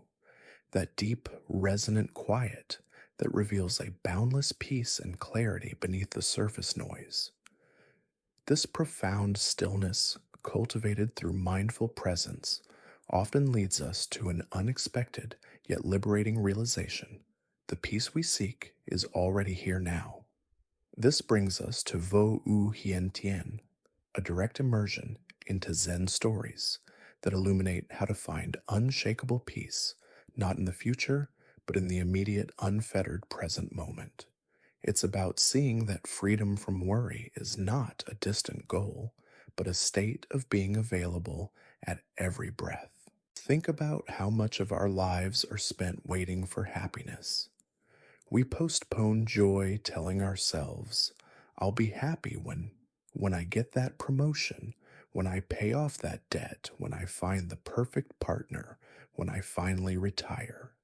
This if only then I'll be happy mindset traps us in a perpetual state of longing and anticipation, always living for a future that never quite arrives as perfectly as imagined.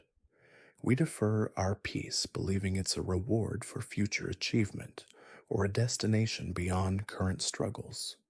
But Zen teaches us that peace, true peace, is not a prize to be won. It is the fundamental nature of the present moment, if only we are present enough to recognize it. It's like waiting for the sun to rise in a new location when it's already shining brightly in the sky above you, obscured only by the clouds of your own mental projections. Vo u hien tien means peace without worry right here, right now. It's the radical understanding that the absence of worry isn't achieved by solving all problems, but by recognizing that worrying itself is a mental activity that obscures the inherent peace of the present. When we drop the mental struggle, when we cease clinging to outcomes or resisting what is, we find that peace is simply the default state waiting for us to return to it. It's not about making problems disappear, but about not letting problems define your inner state. To deeply illustrate this transformative principle of Vo U Hien Tien, let me share a simple yet profoundly insightful Zen story, one that cuts directly to the heart of how we often miss the peace that is already ours. This is a tale of two monks on a journey and a moment of spontaneous, unburdened joy.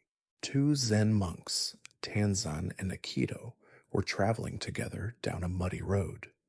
Heavy rain had fallen, making the path treacherous and pooling into large, dirty puddles. As they rounded a bend, they came upon a beautiful young woman struggling to cross a particularly deep and wide puddle. Her silk kimono was too fine to get muddy, and she stood there distressed, unsure how to proceed without ruining her exquisite garment. Without a moment's hesitation, Tanzan the older monk, a man of large stature and simple, direct nature, lifted the young woman into his arms. He carried her effortlessly across the deep puddle, gently setting her down on the other side, her kimono still pristine. She thanked him profusely, bowing low, and the two monks continued on their way. Hours passed in complete silence as they walked their footsteps, making soft, squishing sounds in the damp earth. The sun began to set, casting long, peaceful shadows across the landscape.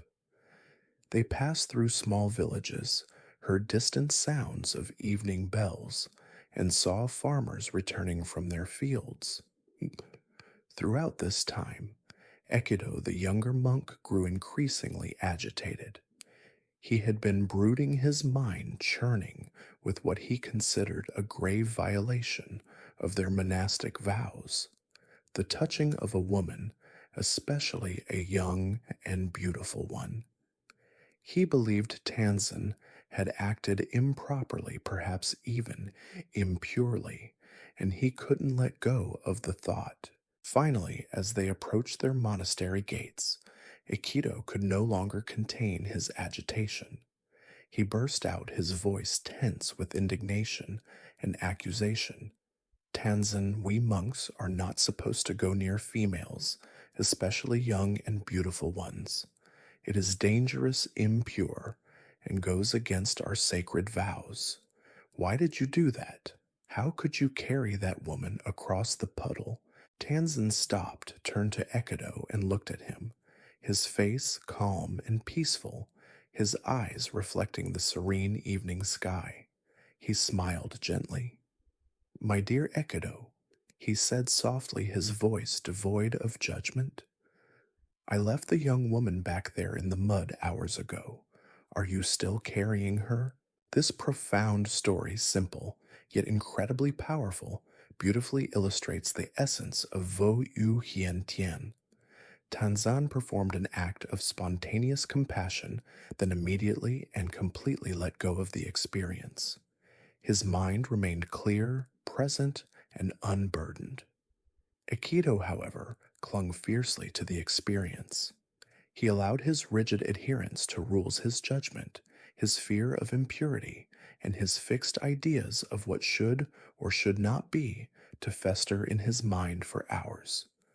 He carried the burden of his own mental clinging a self imposed weight that robbed him of his peace and prevented him from experiencing the simple joy and serenity of their journey itself. His mind was not present.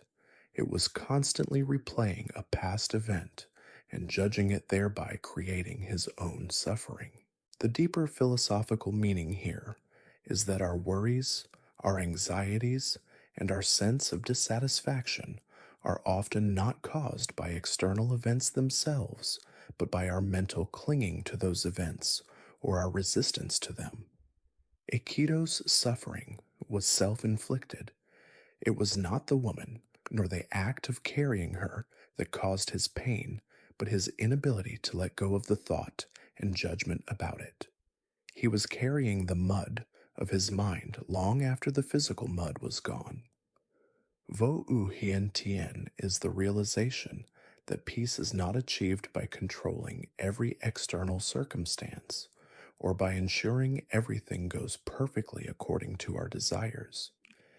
It is achieved by cultivating an internal freedom, a mental spaciousness, where thoughts and experiences can come and go without taking root and creating lasting turmoil. It is the peace that is always available when we stop carrying unnecessary mental burdens.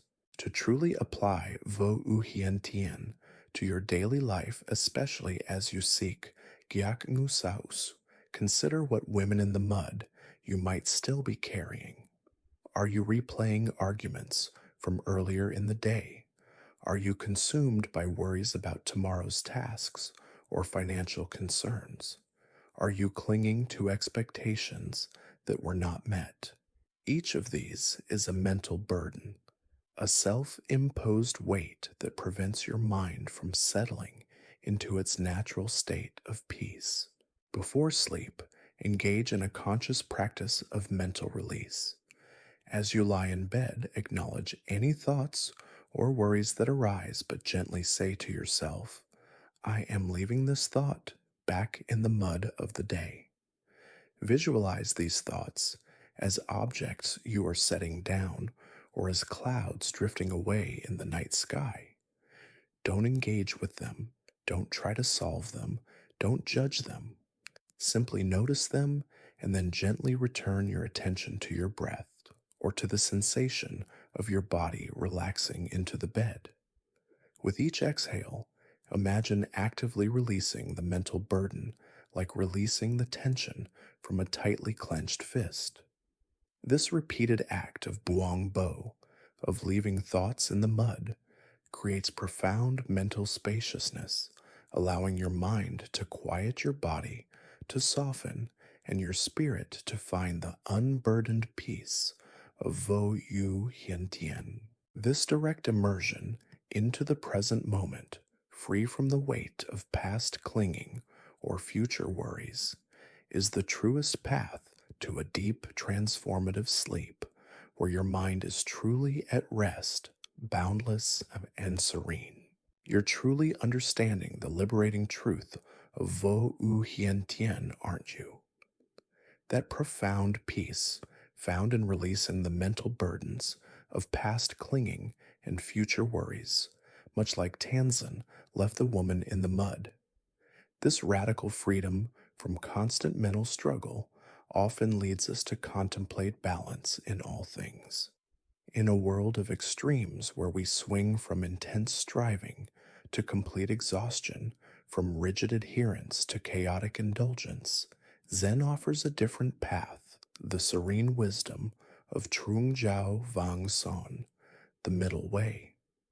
This principle guides us to find harmony, stability, and enduring peace by navigating between opposing forces rather than getting caught in either extreme. Think about the relentless pendulum swings in modern life. We often feel compelled to pursue everything to an extreme work tirelessly, until burnout, then crash into complete inertia. Strive for perfectionism, then collapse into self criticism when we inevitably fall short. Indulge excessively in pleasure, then swing back into guilt or asceticism. This constant oscillation between extremes is inherently unsettling. It creates instability, drains our energy, and prevents us from finding a sustainable, peaceful rhythm. We believe that solutions lie at the far ends of the spectrum, when often true wisdom and peace are found in the subtle, balanced path between them. Trung Jiao Vang Son is not about compromise mediocrity or avoiding commitment. It's about skillful navigation, a dynamic balance that avoids the pitfalls of attachment to either extreme. It's the wisdom of understanding that both indulgence and rigid self denial can lead to suffering. True liberation comes from seeing things as they are without clinging to one side or rejecting the other, and finding a balanced response that promotes well being for ourselves and others. It's like walking a tightrope with grace, not leaning too far left or right, but finding the effortless center that maintains equilibrium. This balanced approach brings not just peace, but also resilience and adaptability. To deeply illustrate this profound principle of Trung Jiao Vang Son, let me share a timeless Zen story about a young student who learned the wisdom of balance through a very tangible musical lesson. In a serene Zen monastery tucked away in a quiet valley lived a young student named Jiro. Jiro was deeply earnest in his pursuit of enlightenment and liberation, but he was prone to extremes.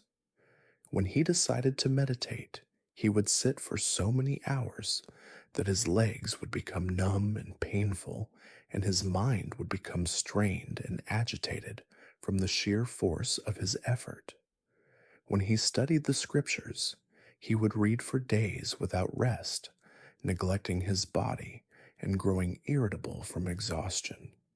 He believed that the path to wisdom lay in intense, unremitting discipline and pushing himself to his absolute limits. He felt that any relaxation or indulgence was a sign of weakness, a deviation from the true path. Jiro's master, a wise old monk named Echo, observed his students' fervent, yet often counterproductive efforts with gentle concern. Echo knew that true practice wasn't about extreme exertion, but about cultivating a sustainable, balanced approach. One day, Echo called Jiro to him. Jiro, the master said, his voice soft. You are striving with great intensity, and your spirit is commendable. But tell me, do you play the shamisen? A shamisen is a traditional Japanese stringed instrument similar to a banjo. Jiro, surprised by the unexpected question, replied, Yes, master. I have learned to play the shamisen in my youth. I enjoy its music greatly. Excellent, said Echo. Then bring your shamisen to me tomorrow morning. The next morning, Jiro brought his shamisen to the master. Echo took the instrument and began to examine its strings. He plucked one, then another. Jiro, he asked, what happens if these strings are too loose? Yes, Master Jiro replied. If the strings are too loose, they will not produce any clear sound. The music will be dull and lifeless. And what happens? Echo continued, plucking a string again. If these strings are too tight. Ah, said Jiro, if the strings are too tight, they will snap, or the sound will be harsh and discordant. They will not produce beautiful music either. Echo smiled a knowing, gentle smile. precisely Jiro. For the shamisen to produce beautiful, harmonious music, its strings must be tuned just right, not too loose and not too tight. They must be in perfect balance. The master then looked directly into Jiro's eyes. Your life, my dear Jiro, and your pursuit of enlightenment are just like this shamisen. If your efforts are too loose without discipline, you will achieve nothing. But if your efforts are too tight, if you push yourself to extremes without rest or balance, you will snap. Your mind will become discordant, just like the shamisen with overly tight strings. You will lose your peace, and true understanding will elude you. The path to liberation, Echo continued, is not found in the extremes, but in the Trungjiao Wang Sun. It is the path of dynamic balance. Practice diligently, but know when to rest. Strive for understanding, but do not cling to concepts. Engage with the world, but do not become entangled. Your mind, like the shamisen, needs to be tuned just right for it to produce the beautiful music of peace and wisdom. From that day forward, Jiro's approach to his practice began to transform.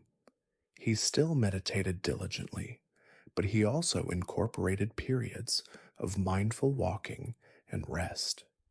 He still studied the scriptures, but he also spent time in nature, allowing his mind to absorb the lessons more intuitively. He learned to listen to his body and his mind recognizing the subtle signs of imbalance. He found that by not pushing himself to extremes, his meditation became deeper, his understanding clearer, and his overall sense of peace became more profound and sustainable. His life, once a pendulum, swinging wildly, now found its graceful, harmonious center. This story of Jiro and the shamisen beautifully illustrates the wisdom of Trung Jiao Wang Sun. It teaches us that forcing ourselves into extremes, whether it be extreme asceticism or extreme indulgence, ultimately leads to disharmony and suffering. True peace and lasting happiness are found in the dynamic balance between opposing forces. It's about finding the sweet spot where effort meets ease, discipline meets flexibility, and engagement meets detachment. The shocking truth is that the path to liberation is not one of harsh self-denial or reckless abandon, but one of mindful, skillful navigation, finding harmony in every aspect of our lives. To truly integrate Trungjiao Wang Son into your daily life, especially as you prepare for Gyak Gusao, consider where you might be leaning too heavily into extremes. Are you overly rigid in your expectations, or perhaps too lax in your self-care? Are you pushing yourself too hard at work, only to collapse in exhaustion, or are you procrastinating only to be consumed by guilt? Before bed, take a moment to reflect on your day and identify any areas where you felt out of balance. Don't judge yourself, just notice. Then gently bring your awareness to your breath. Feel its natural rhythm, neither forced nor neglected. With each inhale, imagine drawing in a sense of balance and harmony. With each exhale, release any tension, any extreme thoughts, any need to be perfect or to control everything. Allow your body to settle into the perfect tension, not too tight, not too loose, just right for profound rest. This conscious cultivation of the middle way, this act of finding equilibrium in every moment, tunes your mind and body for the deepest, most restorative sleep, where peace resonates harmoniously. You're truly grasping the profound wisdom of Trungjiao Wang Son, aren't you? That subtle yet powerful art of navigating life with balance, avoiding the pitfalls of extremes.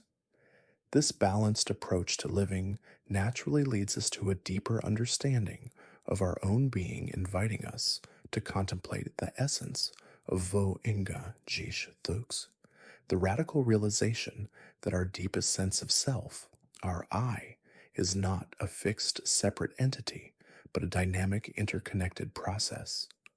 By gently letting go of the rigid idea of a permanent individual self, we can experience boundless freedom and an unshakable peace. Think about how firmly we cling to our identity.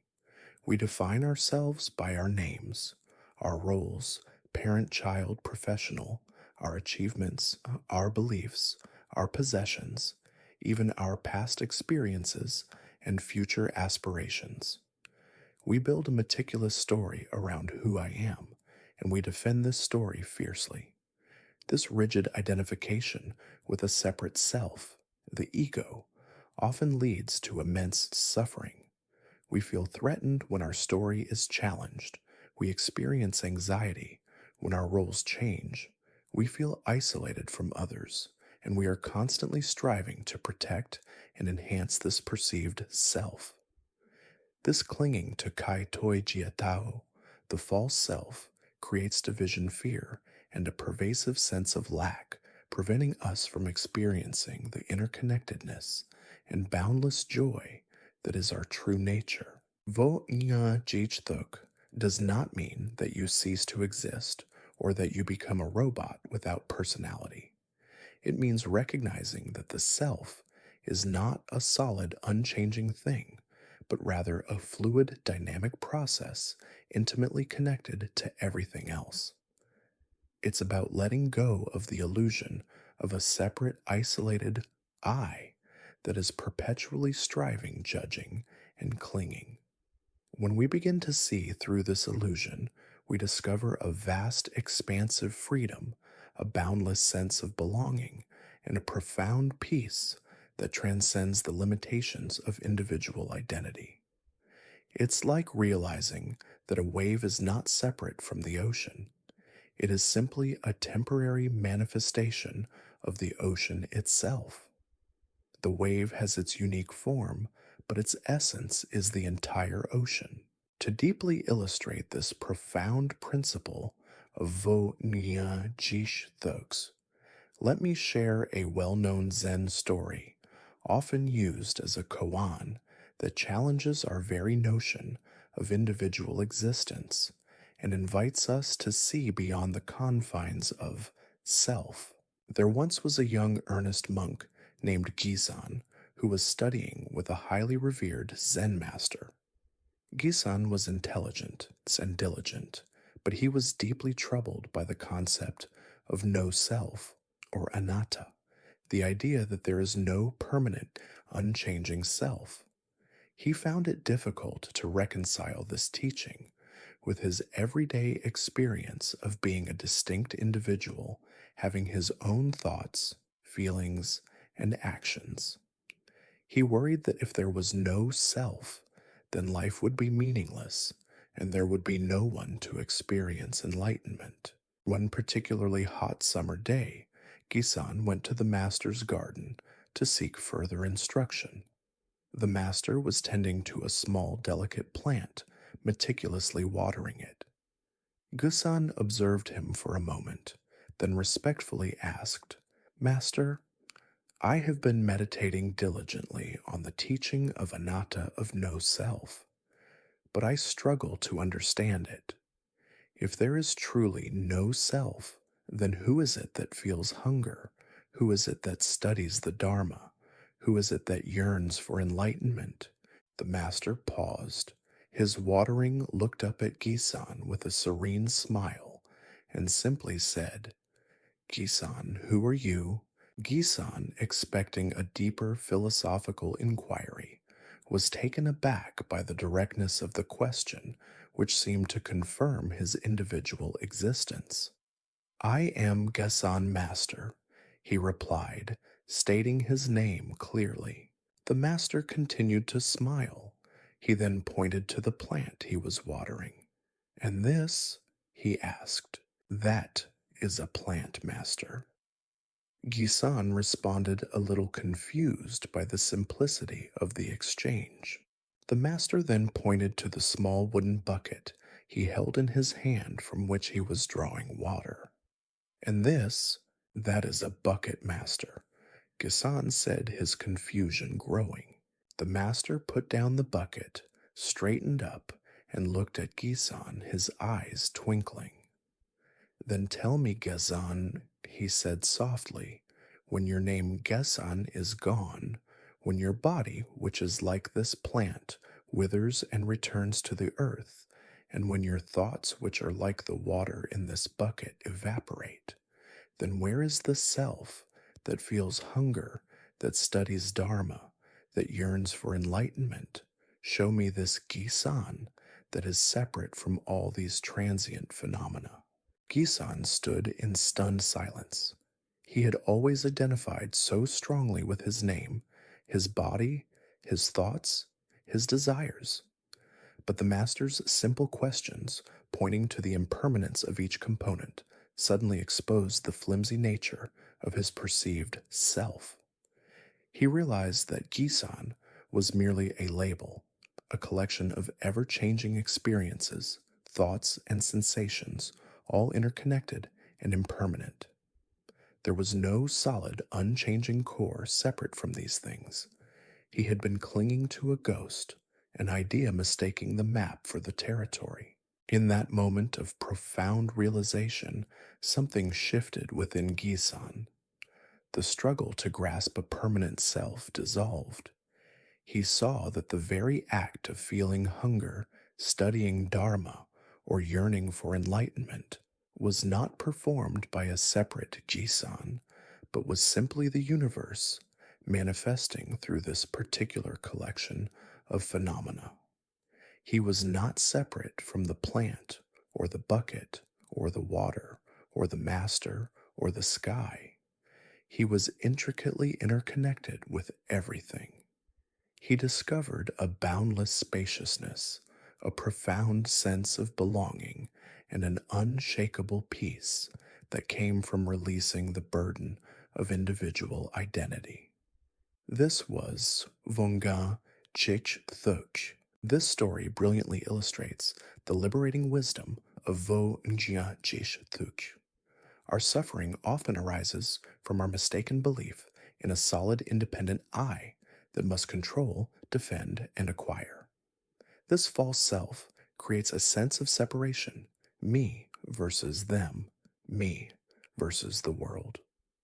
But when we see through this illusion, when we realize that self is merely a fluid process intricately connected to all of existence, the burden of being a separate, isolated entity falls away. We discover that true freedom and peace come not from asserting the ego, but from transcending it. We don't disappear. We expand, becoming boundless, like the ocean from which individual waves arise. The deeper philosophical meaning here is that clinging to the ego, to the kaitoi, gyatao, is the ultimate form of attachment. It leads to fear of loss of self-pride in the self and constant comparison of the self to others. When we release this attachment, we discover our Vo Inga Jich Thuks, a boundless pure awareness that is inherently peaceful and joyful, untouched by the shifting tides of personal experience. It's the ultimate liberation from suffering, revealing that joy isn't something external you acquire, but the very nature of your unconditioned awareness. To truly integrate Vo Eninjun Jishthuk into your daily life, especially as you seek Jiakangu Saobs, begin to gently question your identification with your self-story. When a thought arises like, I am so tired or I am a failure, observe it without judgment. Ask yourself, who is this I that is tired? Is it truly a permanent I, or just a temporary sensation passing through awareness? Don't try to force an answer. Just notice the question. Before bed, as you lie down, feel your body dissolving into the bed, becoming one with the mattress, the room, the earth. Imagine your thoughts, feelings, and sensations as merely transient events flowing through a vast open space, your true, boundless awareness. With each slow, deep exhale, release any clinging to your name, your roles, your achievements, your worries. Allow the rigid boundaries of self to soften. Feel yourself expanding, becoming limitless, like the clear night sky above. This practice of letting go of the false self, of embracing vo inga thux, dissolves the knots of identity that keep you restless, guiding you into the deepest, most expansive, and truly restorative sleep, where the boundless peace of your true nature is fully realized. You're truly grasping the profound freedom that comes with recognizing vo njun chich thux, aren't you? That liberating understanding that our true nature is boundless awareness, not the confined narrative of the ego.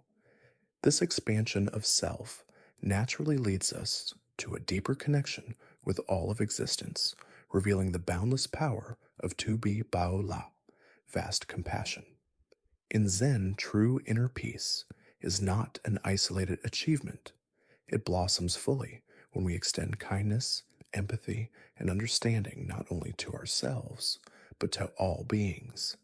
It's about opening our hearts to the shared human experience, dissolving the perceived barriers between me and them. Think about how often we compartmentalize our empathy.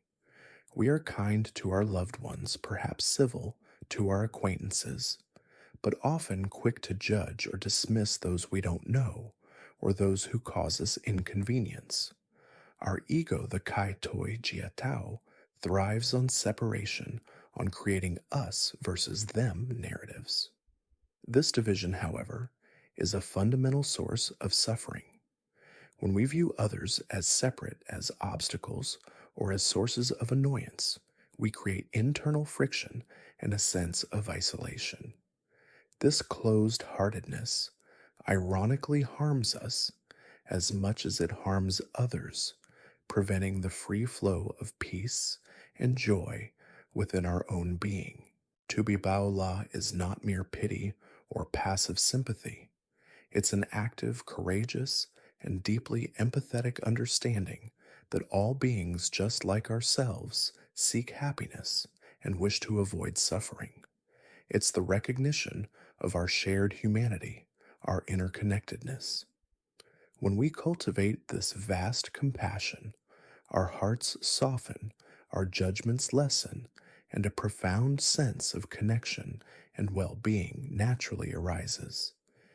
It's about seeing past the superficial differences and recognizing the common thread of sentience that binds us all. When our hearts are open, our minds become expansive, and our peace is no longer fragile or conditional. To deeply illustrate this transformative principle of Tu Bi Bao La, let me share a timeless Zen story about a master's profound empathy that extended even to the smallest, most overlooked beings, demonstrating the boundless nature of true compassion. In a small remote Zen temple nestled on a verdant hillside lived an old Zen master known for his extraordinary gentleness and profound Tu-bi Bao La. He spent his days in quiet meditation, tending to the temple garden and guiding his few devoted students.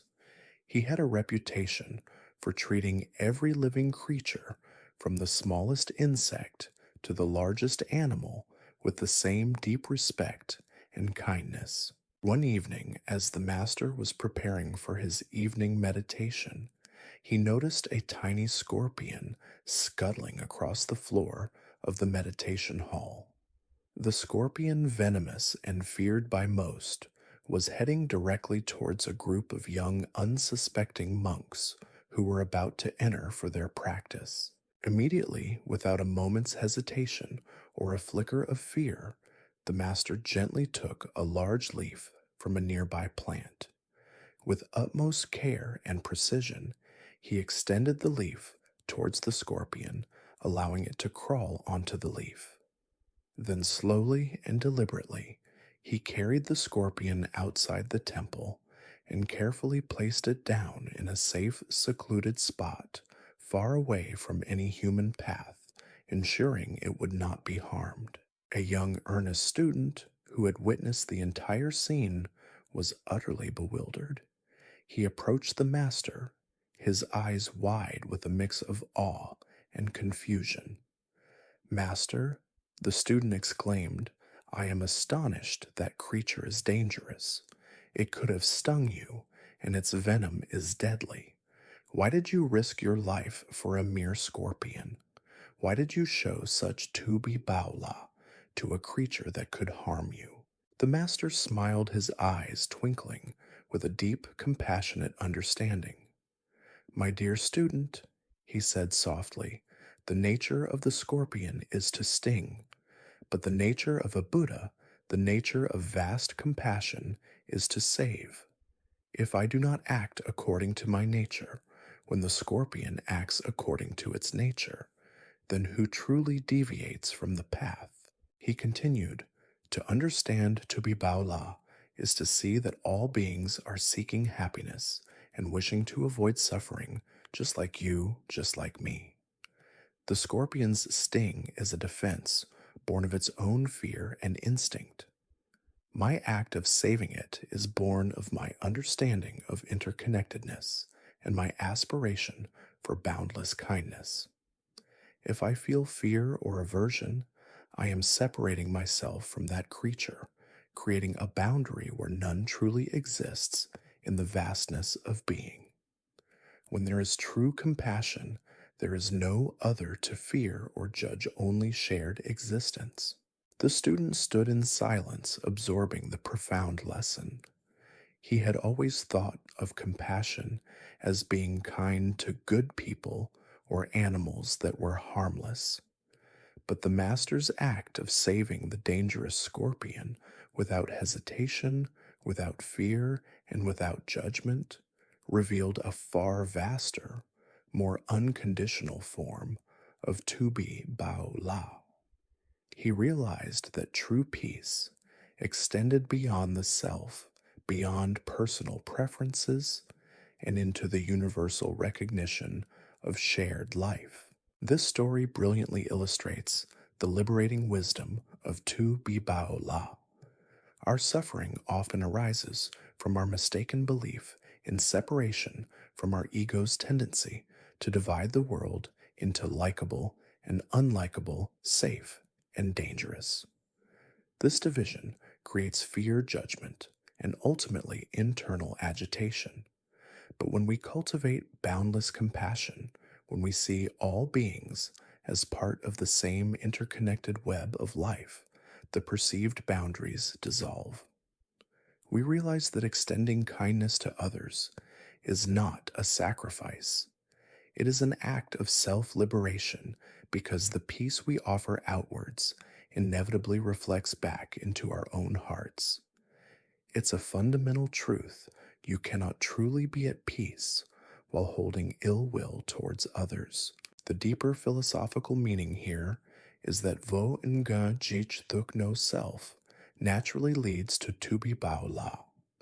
When we realize that there is no separate I defending its territory, the heart naturally opens. Compassion becomes not a duty, but a spontaneous overflow of understanding and connection. This vast compassion is the ultimate antidote to isolation, fear, and judgment. It allows us to live with an open heart, experiencing a boundless joy that transcends individual happiness, expanding to encompass all existence. This is the timeless truth. True peace is inclusive, not exclusive. To truly integrate to be Baola into your daily life, especially as you seek Gyak Ngusao, make it a conscious practice to dissolve the us versus them mentality.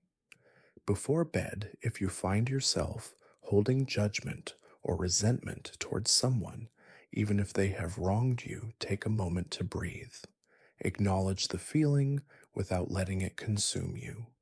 Then gently and with intention, extend a wish for their well being, just as you would for yourself. You don't have to agree with their actions, but you can recognize their inherent desire for happiness, just like the scorpion's desire to live. As you lie down, feel your body softening, becoming lighter. Imagine your heart expanding, radiating warmth and compassion, outwards encompassing yourself, your loved ones, even those you find challenging, and ultimately all beings. With each slow, deep exhale, release any lingering resentment, any judgment, any sense of separation. Allow your heart to open, fully embracing all of existence with kindness. This practice of boundless compassion, of cultivating tubi baula, dissolves the inner friction that keeps you restless, guiding you into the deepest, most expansive, and truly restorative sleep, where your spirit is intertwined with the peaceful rhythm of all life. You're truly understanding the boundless nature of tubi baula, aren't you? That profound wisdom which reveals that true peace blossoms when we dissolve the perceived boundaries between ourselves and all beings. This expansion of the heart naturally leads us to a deeper understanding of our own internal landscape, inviting us to become the master gardeners of our inner world.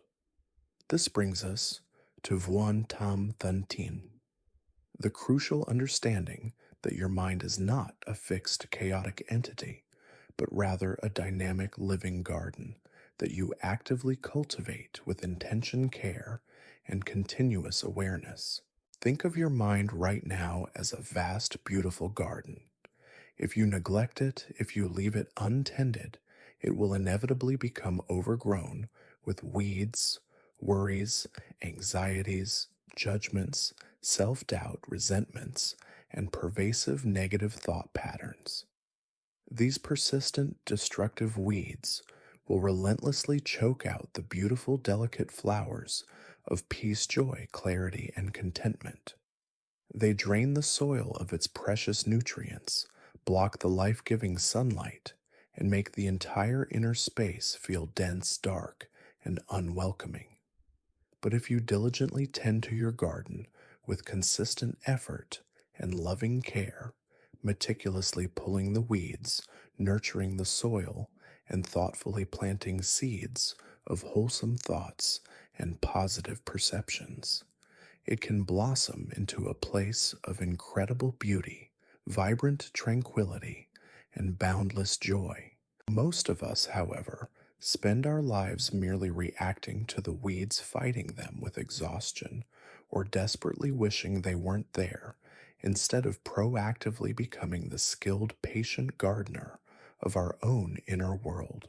The shocking truth about happiness is that it doesn't magically appear fully formed like a sudden gift from the universe. It grows steadily and reliably from the seeds you consciously plant and diligently nurture in your Vuon Tam Thun Ting. If you constantly sow seeds of comparison, craving, complaint, criticism, and fear, you will inevitably harvest a bitter, thorny crop of dissatisfaction, agitation, and suffering. But if you consciously and consistently sow seeds of gratitude, acceptance, compassion, mindfulness, kindness, and generosity, you will naturally reap an abundant harvest of joy, contentment, and profound inner peace. This conscious cultivation is not always easy. It requires unwavering patience, consistent awareness, and mindful attention, much like a dedicated gardener who never truly stops tending their beloved plot, understanding that true beauty and abundance take ongoing, loving effort. To truly grasp this profound principle of Vontam Thantin, let me share a timeless story about a revered Zen master whose every action was a living demonstration of cultivating his inner landscape with meticulous care and profound insight. This is a story about Banzan, a Zen master known for his straightforwardness, his practical wisdom, and his remarkable ability to make profound spiritual truths accessible through simple everyday acts at a time when spiritual seeking was often intertwined with abstract philosophical debates and complex rituals. One serene morning, a wealthy and influential patron, deeply troubled by constant anxieties and a gnawing feeling of inner emptiness, despite his immense worldly success, came to Banzan's monastery seeking profound guidance. He had heard of Banzan's legendary peace and hoped to find a quick solution to his restless mind, perhaps a secret mantra or a hidden meditation technique. He bowed respectfully and said, his voice heavy with the weight of his unfulfilled longings and perpetual worry, "Master, I have sought peace in all forms of wealth and pleasure, in every luxury and achievement I could acquire, yet my mind remains a turmoil. It is constantly agitated, plagued by worries, and I find no lasting joy. How can I possibly find the inner peace and happiness that I see radiating from your very presence?" Banzan didn't immediately launch into a complex sermon or give him an esoteric meditation instruction. Instead, he simply smiled warmly and invited the patron to walk with him into the monastery's modest garden. It wasn't a grand, sprawling, or meticulously manicured formal garden designed to impress. It was a simple, yet exquisitely well tended space, with carefully placed rocks, vibrant patches of green moss, and gracefully raked gravel imbued with a quiet beauty that spoke of profound care. As they walked slowly, with deliberate mindful steps, Banzan suddenly stopped and pointed to a small patch of tenacious weeds stubbornly growing near a perfectly positioned ancient stone. The weeds were beginning to intertwine, threatening to choke out the delicate moss. "Look here, my friend," he said to the patron, his voice calm and clear. "These weeds, if left unattended, if ignored, would soon spread aggressively and cover the entire garden, choking the precious plants, stealing their light and nutrients, and destroying the tranquility and beauty of this space." The patron nodded, understanding this practical observation about gardening. "Yes, master, I understand. One must be diligent in pulling weeds." Banzan then knelt down and, with precise, meticulous, and utterly unhurried movements, he carefully pulled out each weed one by one root, and all placing them gently into a small woven basket he carried. He then paused, picked up a small bamboo rake, and meticulously smoothed the gravel around the stone, restoring its pristine order and harmony. He stood up and looked at the patron, his gaze deep and understanding connecting with the man's inner turmoil. "Your mind, my friend, is exactly like this garden. The worries, the attachments, the fears, the judgments, the anxieties, the constant comparisons, the past regrets, the future anticipations. These are the persistent, invasive weeds. If you allow them to grow unchecked, unobserved, they will rapidly consume your inner peace, leaving no room for the blossoms of happiness, clarity, and contentment." "But how do I pull them, master?" the patron asked eagerly, yearning for a tangible technique, a specific instruction that he could apply. "My mind is so vast and elusive. How can I even grasp these elusive weeds? Not with force, my friend, but with unwavering Changniem mindfulness, with gentle awareness." Banzan replied, his voice soft but firm. "Just as I carefully identify and remove these weeds, one by one, you must learn to identify the negative thoughts and emotions as they arise in your mind. Do not judge them harshly. Do not fight them with aggression, but simply notice them with gentle awareness. Acknowledge their presence, see them for what they are, just passing thoughts, just temporary feelings, and then, like these pulled weeds, gently, consciously let them go. Do not feed them with your attention or energy. This is the continuous liberating act of pulling the weeds of the mind. Banzan then gestured towards a single vibrant camellia bush nearby, its deep red blossoms standing out vividly against the tranquil green foliage. And just as I nourish this camellia with pure water, with careful pruning, and with loving care, you must also consciously cultivate wholesome thoughts and positive perceptions. These are the seeds of gratitude for what you already have: compassion for yourself and others, contentment with what is, and unwavering changniam in every moment. These are the precious flowers of your Vuon Tam Thun Tin.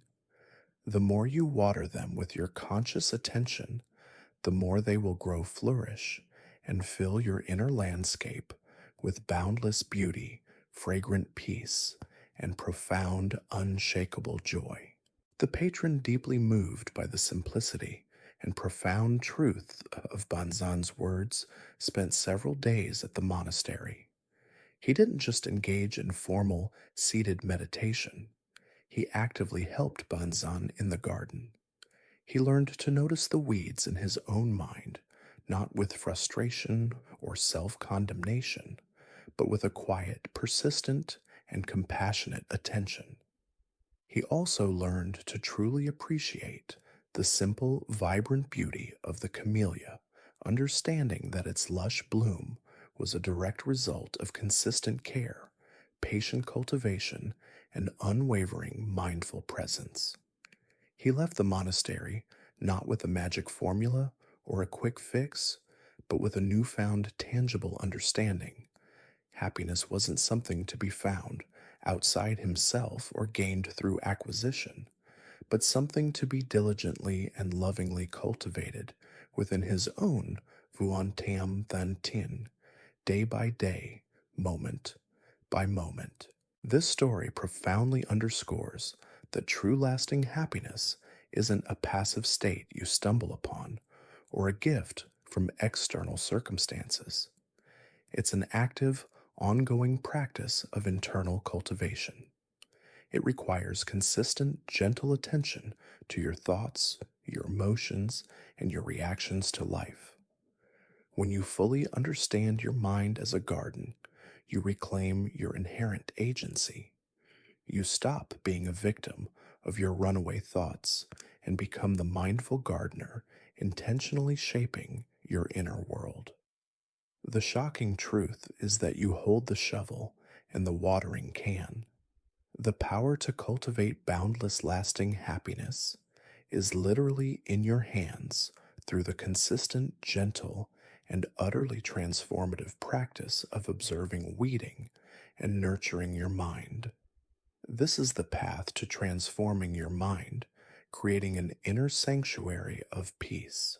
To truly integrate Vuan Tam Than Tin into your life, especially as you prepare for Gyak Nguso, make it a conscious practice before bed. As you lie down, take a few deep breaths. Imagine your mind as a vast, beautiful garden, perhaps a little overgrown from the day's activities, but full of immense potential. With each mindful inhale, draw in the fresh, clean air of clarity, presence, and positive intention. And with each slow, deliberate exhale, gently release any weeds, any distracting thoughts, any clinging emotions, any lingering judgments, any unresolved worries, allowing them to float away like dandelion seeds on the wind out of your garden. Feel the growing spaciousness, the quiet potential within you as you nurture your inner landscape, cultivating the fertile ground for true, authentic joy to naturally flourish within you, guiding you to a deep, peaceful, and truly restorative sleep where your mind is tranquil and clear. You're truly understanding the transformative power of Vuan Tam Than Tin. Aren't you? That profound realization that you are the gardener of your own mind, capable of cultivating boundless peace and joy by consciously tending to your inner landscape. This consistent practice of mindful cultivation naturally leads us to the culmination of Zen wisdom Thukten Moi Buok, the radical integration of Zen principles into the very fabric of your everyday life. This isn't about achieving a heightened ethereal state, but about bringing a profound awakened awareness to every mundane moment, consistently tapping into your inexhaustible wellspring of joy, no matter where you are or what you're doing. Think about how much of our happiness is unknowingly relegated to special occasions or future aspirations. We often tell ourselves, I'll be truly happy when I go on vacation, or I'll finally relax and enjoy life after I get that promotion, or I'll find peace during retirement. This pervasive habit of deferring joy, of making it contingent on future events or perfect circumstances, means that the vast majority of our lives, the ordinary day to day moments, are lived in a state of longing dissatisfaction or anxious anticipation. We miss the very life that is happening now, right before our eyes, right within our breath. Zen, in its profound practicality, teaches us that every single moment, every mundane task, every interaction, every breath holds the intrinsic potential for profound joy and spontaneous awakening if approached with conscious, undivided awareness. This isn't about trying to transform every single moment into a blissful, extraordinary, or ecstatic experience. That's another subtle trap created by the ego, another expectation that leads to disappointment. Instead, it's about recognizing that peace and contentment are always available within the ordinary, within the mundane, within the messy and imperfect reality of daily existence. It's about washing dishes mindfully, truly savoring each bite of your food, listening attentively to a friend without mentally planning your reply, or simply walking with profound awareness of your breath and the ground beneath your feet. These are the precious moments where Thuk Tin Moa Buok occurs, where the profound liberating wisdom of Zen seamlessly integrates into the natural rhythm of your life, making your wellspring of joy a constant, accessible flow rather than a distant, intermittent trickle. It's about shifting from living on autopilot, constantly distracted and mentally absent, to living with conscious intention, with a mindful presence that recognizes the inherent sacredness and completeness of every single second, every single step. To powerfully illustrate how this principle of Thuk Tin Moi Buok transforms ordinary existence into a continuous path to happiness, let me tell you a simple yet deeply profound story, often attributed to Bankei Yotaku, a radical and deeply influential Zen master of 17th century Japan. Bankei was famous for teaching what he called the unborn Buddha mind, essentially proclaiming that our true nature is always pure, perfect, and already enlightened. He taught that we don't need to achieve this state through arduous effort, but rather realize it to simply stop obscuring it with our thoughts, our desires, and our grasping. He taught that this unborn mind, this pure awareness, was inherently present in every single moment, in every activity, if only one could stop the ego's constant interference and recognize the clear, boundless awareness underlying everything. One day, a new student, a young man named Genji, came to Bankei's humble temple. Genji was earnest in his spiritual pursuit, but visibly frustrated. He had spent years in other monasteries, practicing rigorous meditations, meticulously counting breaths, and struggling intensely to silence his mind. Yet he still felt an incessant inner turmoil, a feeling of being constantly disconnected from true peace. Master, Genji complained, bowing deeply, his voice heavy with despair. I have an unruly mind. I cannot control my thoughts. They race constantly, distracting me from my practice, from my duties. I struggle endlessly to find inner peace, but my mind is like a wild monkey, always chattering, always restless. How do I tame this unruly mind so I can finally achieve enlightenment and lasting happiness? Bankei looked at him with clear, compassionate eyes, free of any judgment. Show me this unruly mind of yours, Genji, he said calmly, his voice resonating with quiet authority. The student was completely taken aback. But, master, he stammered, bewildered, I cannot show it to you. It is constantly moving, changing, elusive. It has no fixed form. It appears and disappears like smoke. Then it is not unruly at all. Benkei replied, a gentle smile gracing his lips. If it has no fixed form, if you cannot grasp it or show it to me, how can it truly be unruly? It is merely a flow of thoughts, like water in a stream, constantly changing, constantly moving. You are trying to catch the water, to hold on to it, to stop it, when it is simply flowing. The problem, my dear Genji, is not the thoughts themselves, but your attachment to the idea that you should control them, that you should make them stop, that they shouldn't be there. Your fundamental mind, your unborn, is always peaceful and pure, always present, simply allowing thoughts to come and go without clinging or judgment.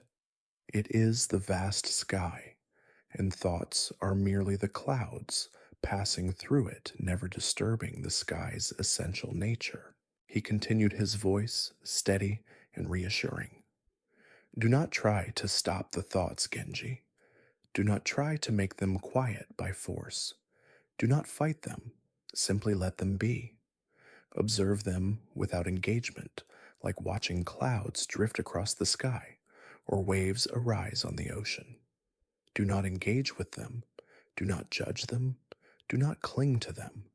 Just witness their arising and passing, their impermanent nature. The stillness you seek is not the absence of thought, but the vast open awareness that holds all thoughts without being disturbed by them.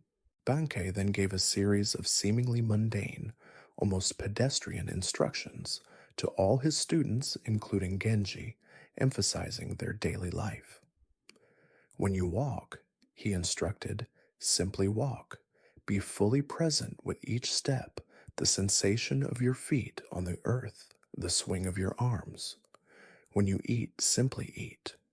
Taste each morsel, fully feel its texture, notice its flavor, without thinking of the next meal or the day's worries. When you sleep, simply sleep. Allow your body and mind to completely rest without replaying the day's events or planning tomorrow. Do not try to make these actions spiritual or meditative in an artificial way. Just do them fully, completely, without adding your own thoughts, judgments, or expectations. Your true self, your unborn mind, is present whole and perfectly free in every single one of these actions, if only you are present enough to recognize it. The students, initially perplexed by the sheer simplicity of Bankei's teaching, which seemed to contradict all their previous arduous efforts, began to practice diligently. They learned to walk without their minds racing ahead to their destination or dwelling on where they had been. They learned to eat without judging the food or thinking about their next task. They learned to sleep without replaying the day's events or pre-worrying about tomorrow. And as they consistently and mindfully engaged in these ordinary activities, something truly remarkable began to happen. They started to experience profound moments of clarity, deep peace, and unbidden joy within the very activities they had once considered mundane or chores. The anxieties that had plagued them, the feelings of fragmentation and endless striving, began to lessen, then gently dissolve. They realized that lasting happiness wasn't found by escaping the mundane or by achieving some distant, exalted state, but by fully embracing it, by bringing their full conscious presence to every moment of their lives. This was the true meaning of Thuk Tin Moi Buok. This story profoundly reveals that Thuk Tin Moi Buok isn't about achieving a heightened extraordinary state. It's about bringing heightened extraordinary awareness to our existing ordinary state. The shocking truth is that the wellspring of joy isn't hidden in some secret, inaccessible cavern or waiting for a grand spiritual breakthrough. It flows freely and constantly through every single moment of your life, provided you are present enough to taste it. It's about shifting from living on autopilot, constantly distracted and mentally absent, to living with conscious intention, with a mindful presence that recognizes the inherent sacredness, completeness, and profound beauty of every single second, every single step, every single breath. Every ordinary action, when performed with full awareness, becomes an opportunity to touch the boundless peace and unconditioned joy of your true nature. This consistent moment by moment presence allows you to live a life infused with inherent happiness, transforming your mind into a sanctuary of peace. To truly integrate Thuk Ting Moa Buok into your life, especially as you prepare for Giak Musau, make it a conscious practice before bed. As you lie down, feel your body feel the contact with the bed, hear the subtle sounds of your room. Don't try to force anything. Simply bring your full, gentle awareness to these simple sensations. Imagine bringing this level of conscious, non judgmental presence to your very next ordinary activity, whether it's closing your eyes, adjusting your pillow, or simply feeling the air on your skin. Just for these moments, engage fully without judgment, without rushing, without mentally being somewhere else. This is the heart of Thuk Tin Moi Buok, allowing you to consistently tap into the inherent joy that is always available, always here, gently guiding you into the deepest, most restorative sleep where peace truly flourishes through your awakened presence. You're truly understanding the transformative power of Thusk Tin Moa Buok, aren't you? That profound realization that you are the gardener of your own mind, capable of cultivating boundless peace and joy by consciously tending to your inner landscape. This consistent practice of mindful cultivation, integrated into every ordinary moment, naturally leads us to the culmination of Zen wisdom, Chan Li Voju Kien, the radical understanding that true happiness is not a fleeting emotion or a conditional goal to be achieved, but an ever present inherent state of being. It is a fundamental truth accessible through sustained awareness and the profound release of all striving, dissolving the illusion of separation and revealing the boundless joy that is always already here within you. Think back to the common misconceptions we started with at the beginning of our journey, the pervasive belief that happiness is a distant destination, something solely tied to external circumstances, or a prize to be acquired through endless accumulation. We've meticulously explored how Zen wisdom, through its profound stories and accessible practices, systematically dismantles each of these illusions. We've seen that happiness isn't out there in the world waiting to be found. It's intrinsically within you, waiting to be uncovered. It's not about constantly adding more to your life. It's about the liberating act of letting go of what obscures your natural contentment. It's not about trying to control every outcome. It's about the courageous freedom found in unconditional acceptance. It's not about avoiding suffering. It's about understanding its role as a powerful catalyst for deeper compassion and ultimate release. And crucially, it's not about waiting for extraordinary special occasions to feel joy. It's about finding the sacred, the profound, and the complete in every single seemingly mundane moment of your daily life. This Chan Li Vo Ju Kien is radical in its utter simplicity, yet it can be profoundly challenging to fully integrate because it asks us to consciously unlearn a lifetime of deeply ingrained conditioning. We've been trained from childhood to seek to strive to acquire, to compare to define ourselves by what we have or what we do. This Zen truth is like finally realizing you've been frantically searching for your glasses, feeling frustrated and blind, only to discover they've been resting comfortably on top of your head the entire time. The shocking truth about happiness is not that it was never truly absent or that it was hidden in some complex secret. It was merely obscured, veiled by the incessant noise of our minds, the relentless pull of our desires, our stubborn resistance to reality, and our fundamental misunderstanding of its true unconditional nature. It's always been present, patiently waiting for us to simply drop the search and realize its boundless presence. To conclude our profound journey together, let me share a final illuminating Zen story, a timeless tale that perfectly embodies this ultimate realization of happiness as an ever present, unconditioned truth existing beyond all concepts, all striving, and all conditions. It's a story of a Zen master often attributed to the famous Mumen Eikais and his profound yet disarmingly simple response to the question of the ultimate path to liberation and lasting joy. A seeker deeply earnest but utterly exhausted by years, even decades of relentless spiritual searching, finally approached a highly revered Zen master. This seeker had dedicated his entire adult life to the pursuit of truth and liberation.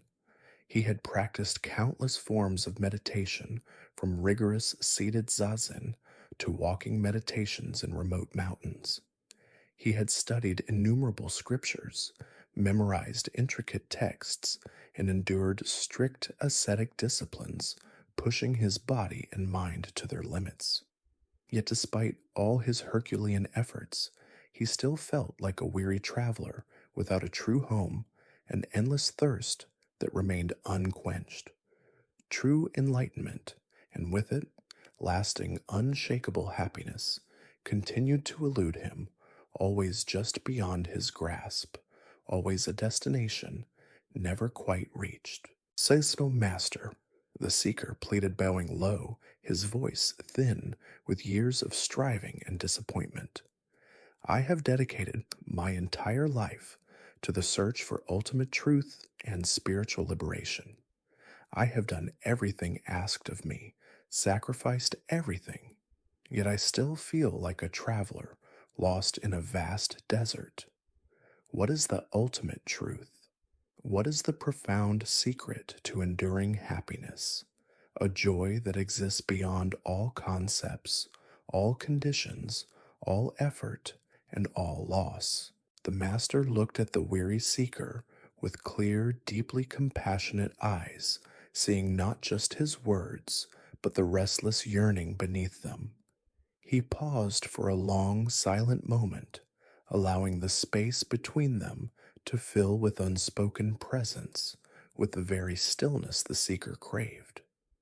Then, without a single complex word, he simply pointed to a nearby gnarled pine tree, just outside the hermitage window, where a small, unassuming bird was perched, singing a clear, remarkably joyful, and utterly spontaneous song into the afternoon air. The seeker, eager for a profound teaching, an intellectual key, followed the master's gaze intently, but then looked back at the master, his brow furrowed with confusion. The bird master? What does the bird's song have to do with the ultimate truth? What profound meaning or lesson or symbolism does the bird's song represent in the path to enlightenment? Is it a metaphor for freedom, for ephemerality? The master chuckled softly, a warm, resonant sound that seemed to carry the very essence of contentment and profound understanding. My dear seeker, he said gently, his voice radiating peace, the bird is not singing about enlightenment. It is enlightenment. The song is not about joy. It is joy. You search relentlessly for the ultimate truth, yet it is always present right here, right now, in the very pure, unconditioned act of hearing the bird's song, in the simple act of seeing the tree, in the quiet miracle of your own breath, in the boundless experience of simply being. You seek lasting happiness, yet it is not found by grasping at some external concept or future state, but by releasing the desperate need to grasp at all. It is not found in complex philosophies or arduous disciplines, but in the pure, unconditioned, direct experience of life, exactly as it unfolds, without the added layer of egoic interpretation, without the burden of conditions. He continued, his voice imbued with profound wisdom. The ultimate truth is not some hidden secret locked away in ancient texts or accessible only to the most advanced practitioners. It is the open secret of your own fundamental nature. The happiness you seek is not a future acquisition. It is the boundless awareness that allows you to hear the bird's song, to feel the breath moving through your body, to know your own undeniable existence. This is the Shan Livo Jiu Kien, ever present and ever available, utterly unconditioned, existing beyond all seeking and all striving, beyond all gain and all loss. It is the peace that is your true self, always whole, always complete. The seeker stood in profound silence, the master's words slowly, gently sinking deep into his very being, bypassing his intellectual mind and touching his heart. He listened to the bird's song again, but this time something was profoundly different. He wasn't trying to interpret it, or analyze it, or find a deeper hidden meaning. He was simply utterly hearing it, with his entire being, without effort, without conditions, without a second thought. And in that pure, unconditioned act of hearing without effort or expectation, a profound sense of peace, a quiet, undeniable joy resonated within him, blossoming from the deepest part of his being. He realized with a clarity that felt like sunlight breaking through clouds that the happiness he had been so desperately seeking for decades was not some distant prize, but the very fabric of his own present moment, always available, always true, always complete. He had finally found his home, not in a place, but in pure, unconditioned presence. This final beautiful story encapsulates the entire transformative journey we've taken together tonight. The shocking truth about happiness is precisely this: it's not an outcome of perfect circumstances, it's the underlying reality of pure awareness itself. It's the Chan Li Vo Jiu Qian that exists within you, regardless of what is happening externally, regardless of what thoughts are passing through your mind, regardless of what you have or do not have. It's the inherent peace, the boundless joy that remains when all clinging, all resistance, all striving, and all illusions have been finally released. It is simply profoundly being. This truth, once realized, is your ultimate liberation, leading to an unshakable inner peace. Now, as our journey together draws to a quiet, peaceful close, allow yourself to simply settle. Let the profound insights and the gentle wisdom from these Zen stories softly dissolve within you, not as something to be analytically remembered, but as a feeling, a deep, pervasive presence that permeates your entire being. Feel the exquisite quietude and the profound stillness that has been cultivated within you through our shared moments of awareness. Your breath continues its gentle rhythmic dance, a soft, soothing lullaby, effortlessly guiding you deeper and deeper into profound relaxation. Imagine a warm, luminous light surrounding you, a comforting light of peace, contentment, and safety gently expanding with each slow, deliberate exhale. Let your body grow increasingly heavy, sinking effortlessly and comfortably into whatever surface supports you, releasing any lingering tensions or burdens from your day, from your week, from your past.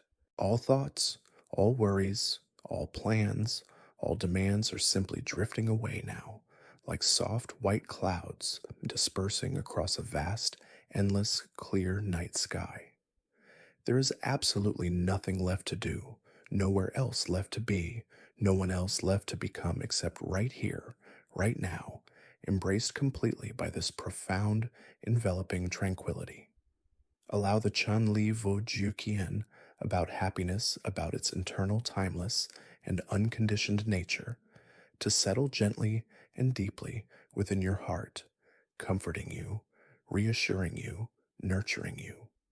Know with every fiber of your being that this deep peace, this gentle, boundless joy is always available, always a part of you, always your truest nature.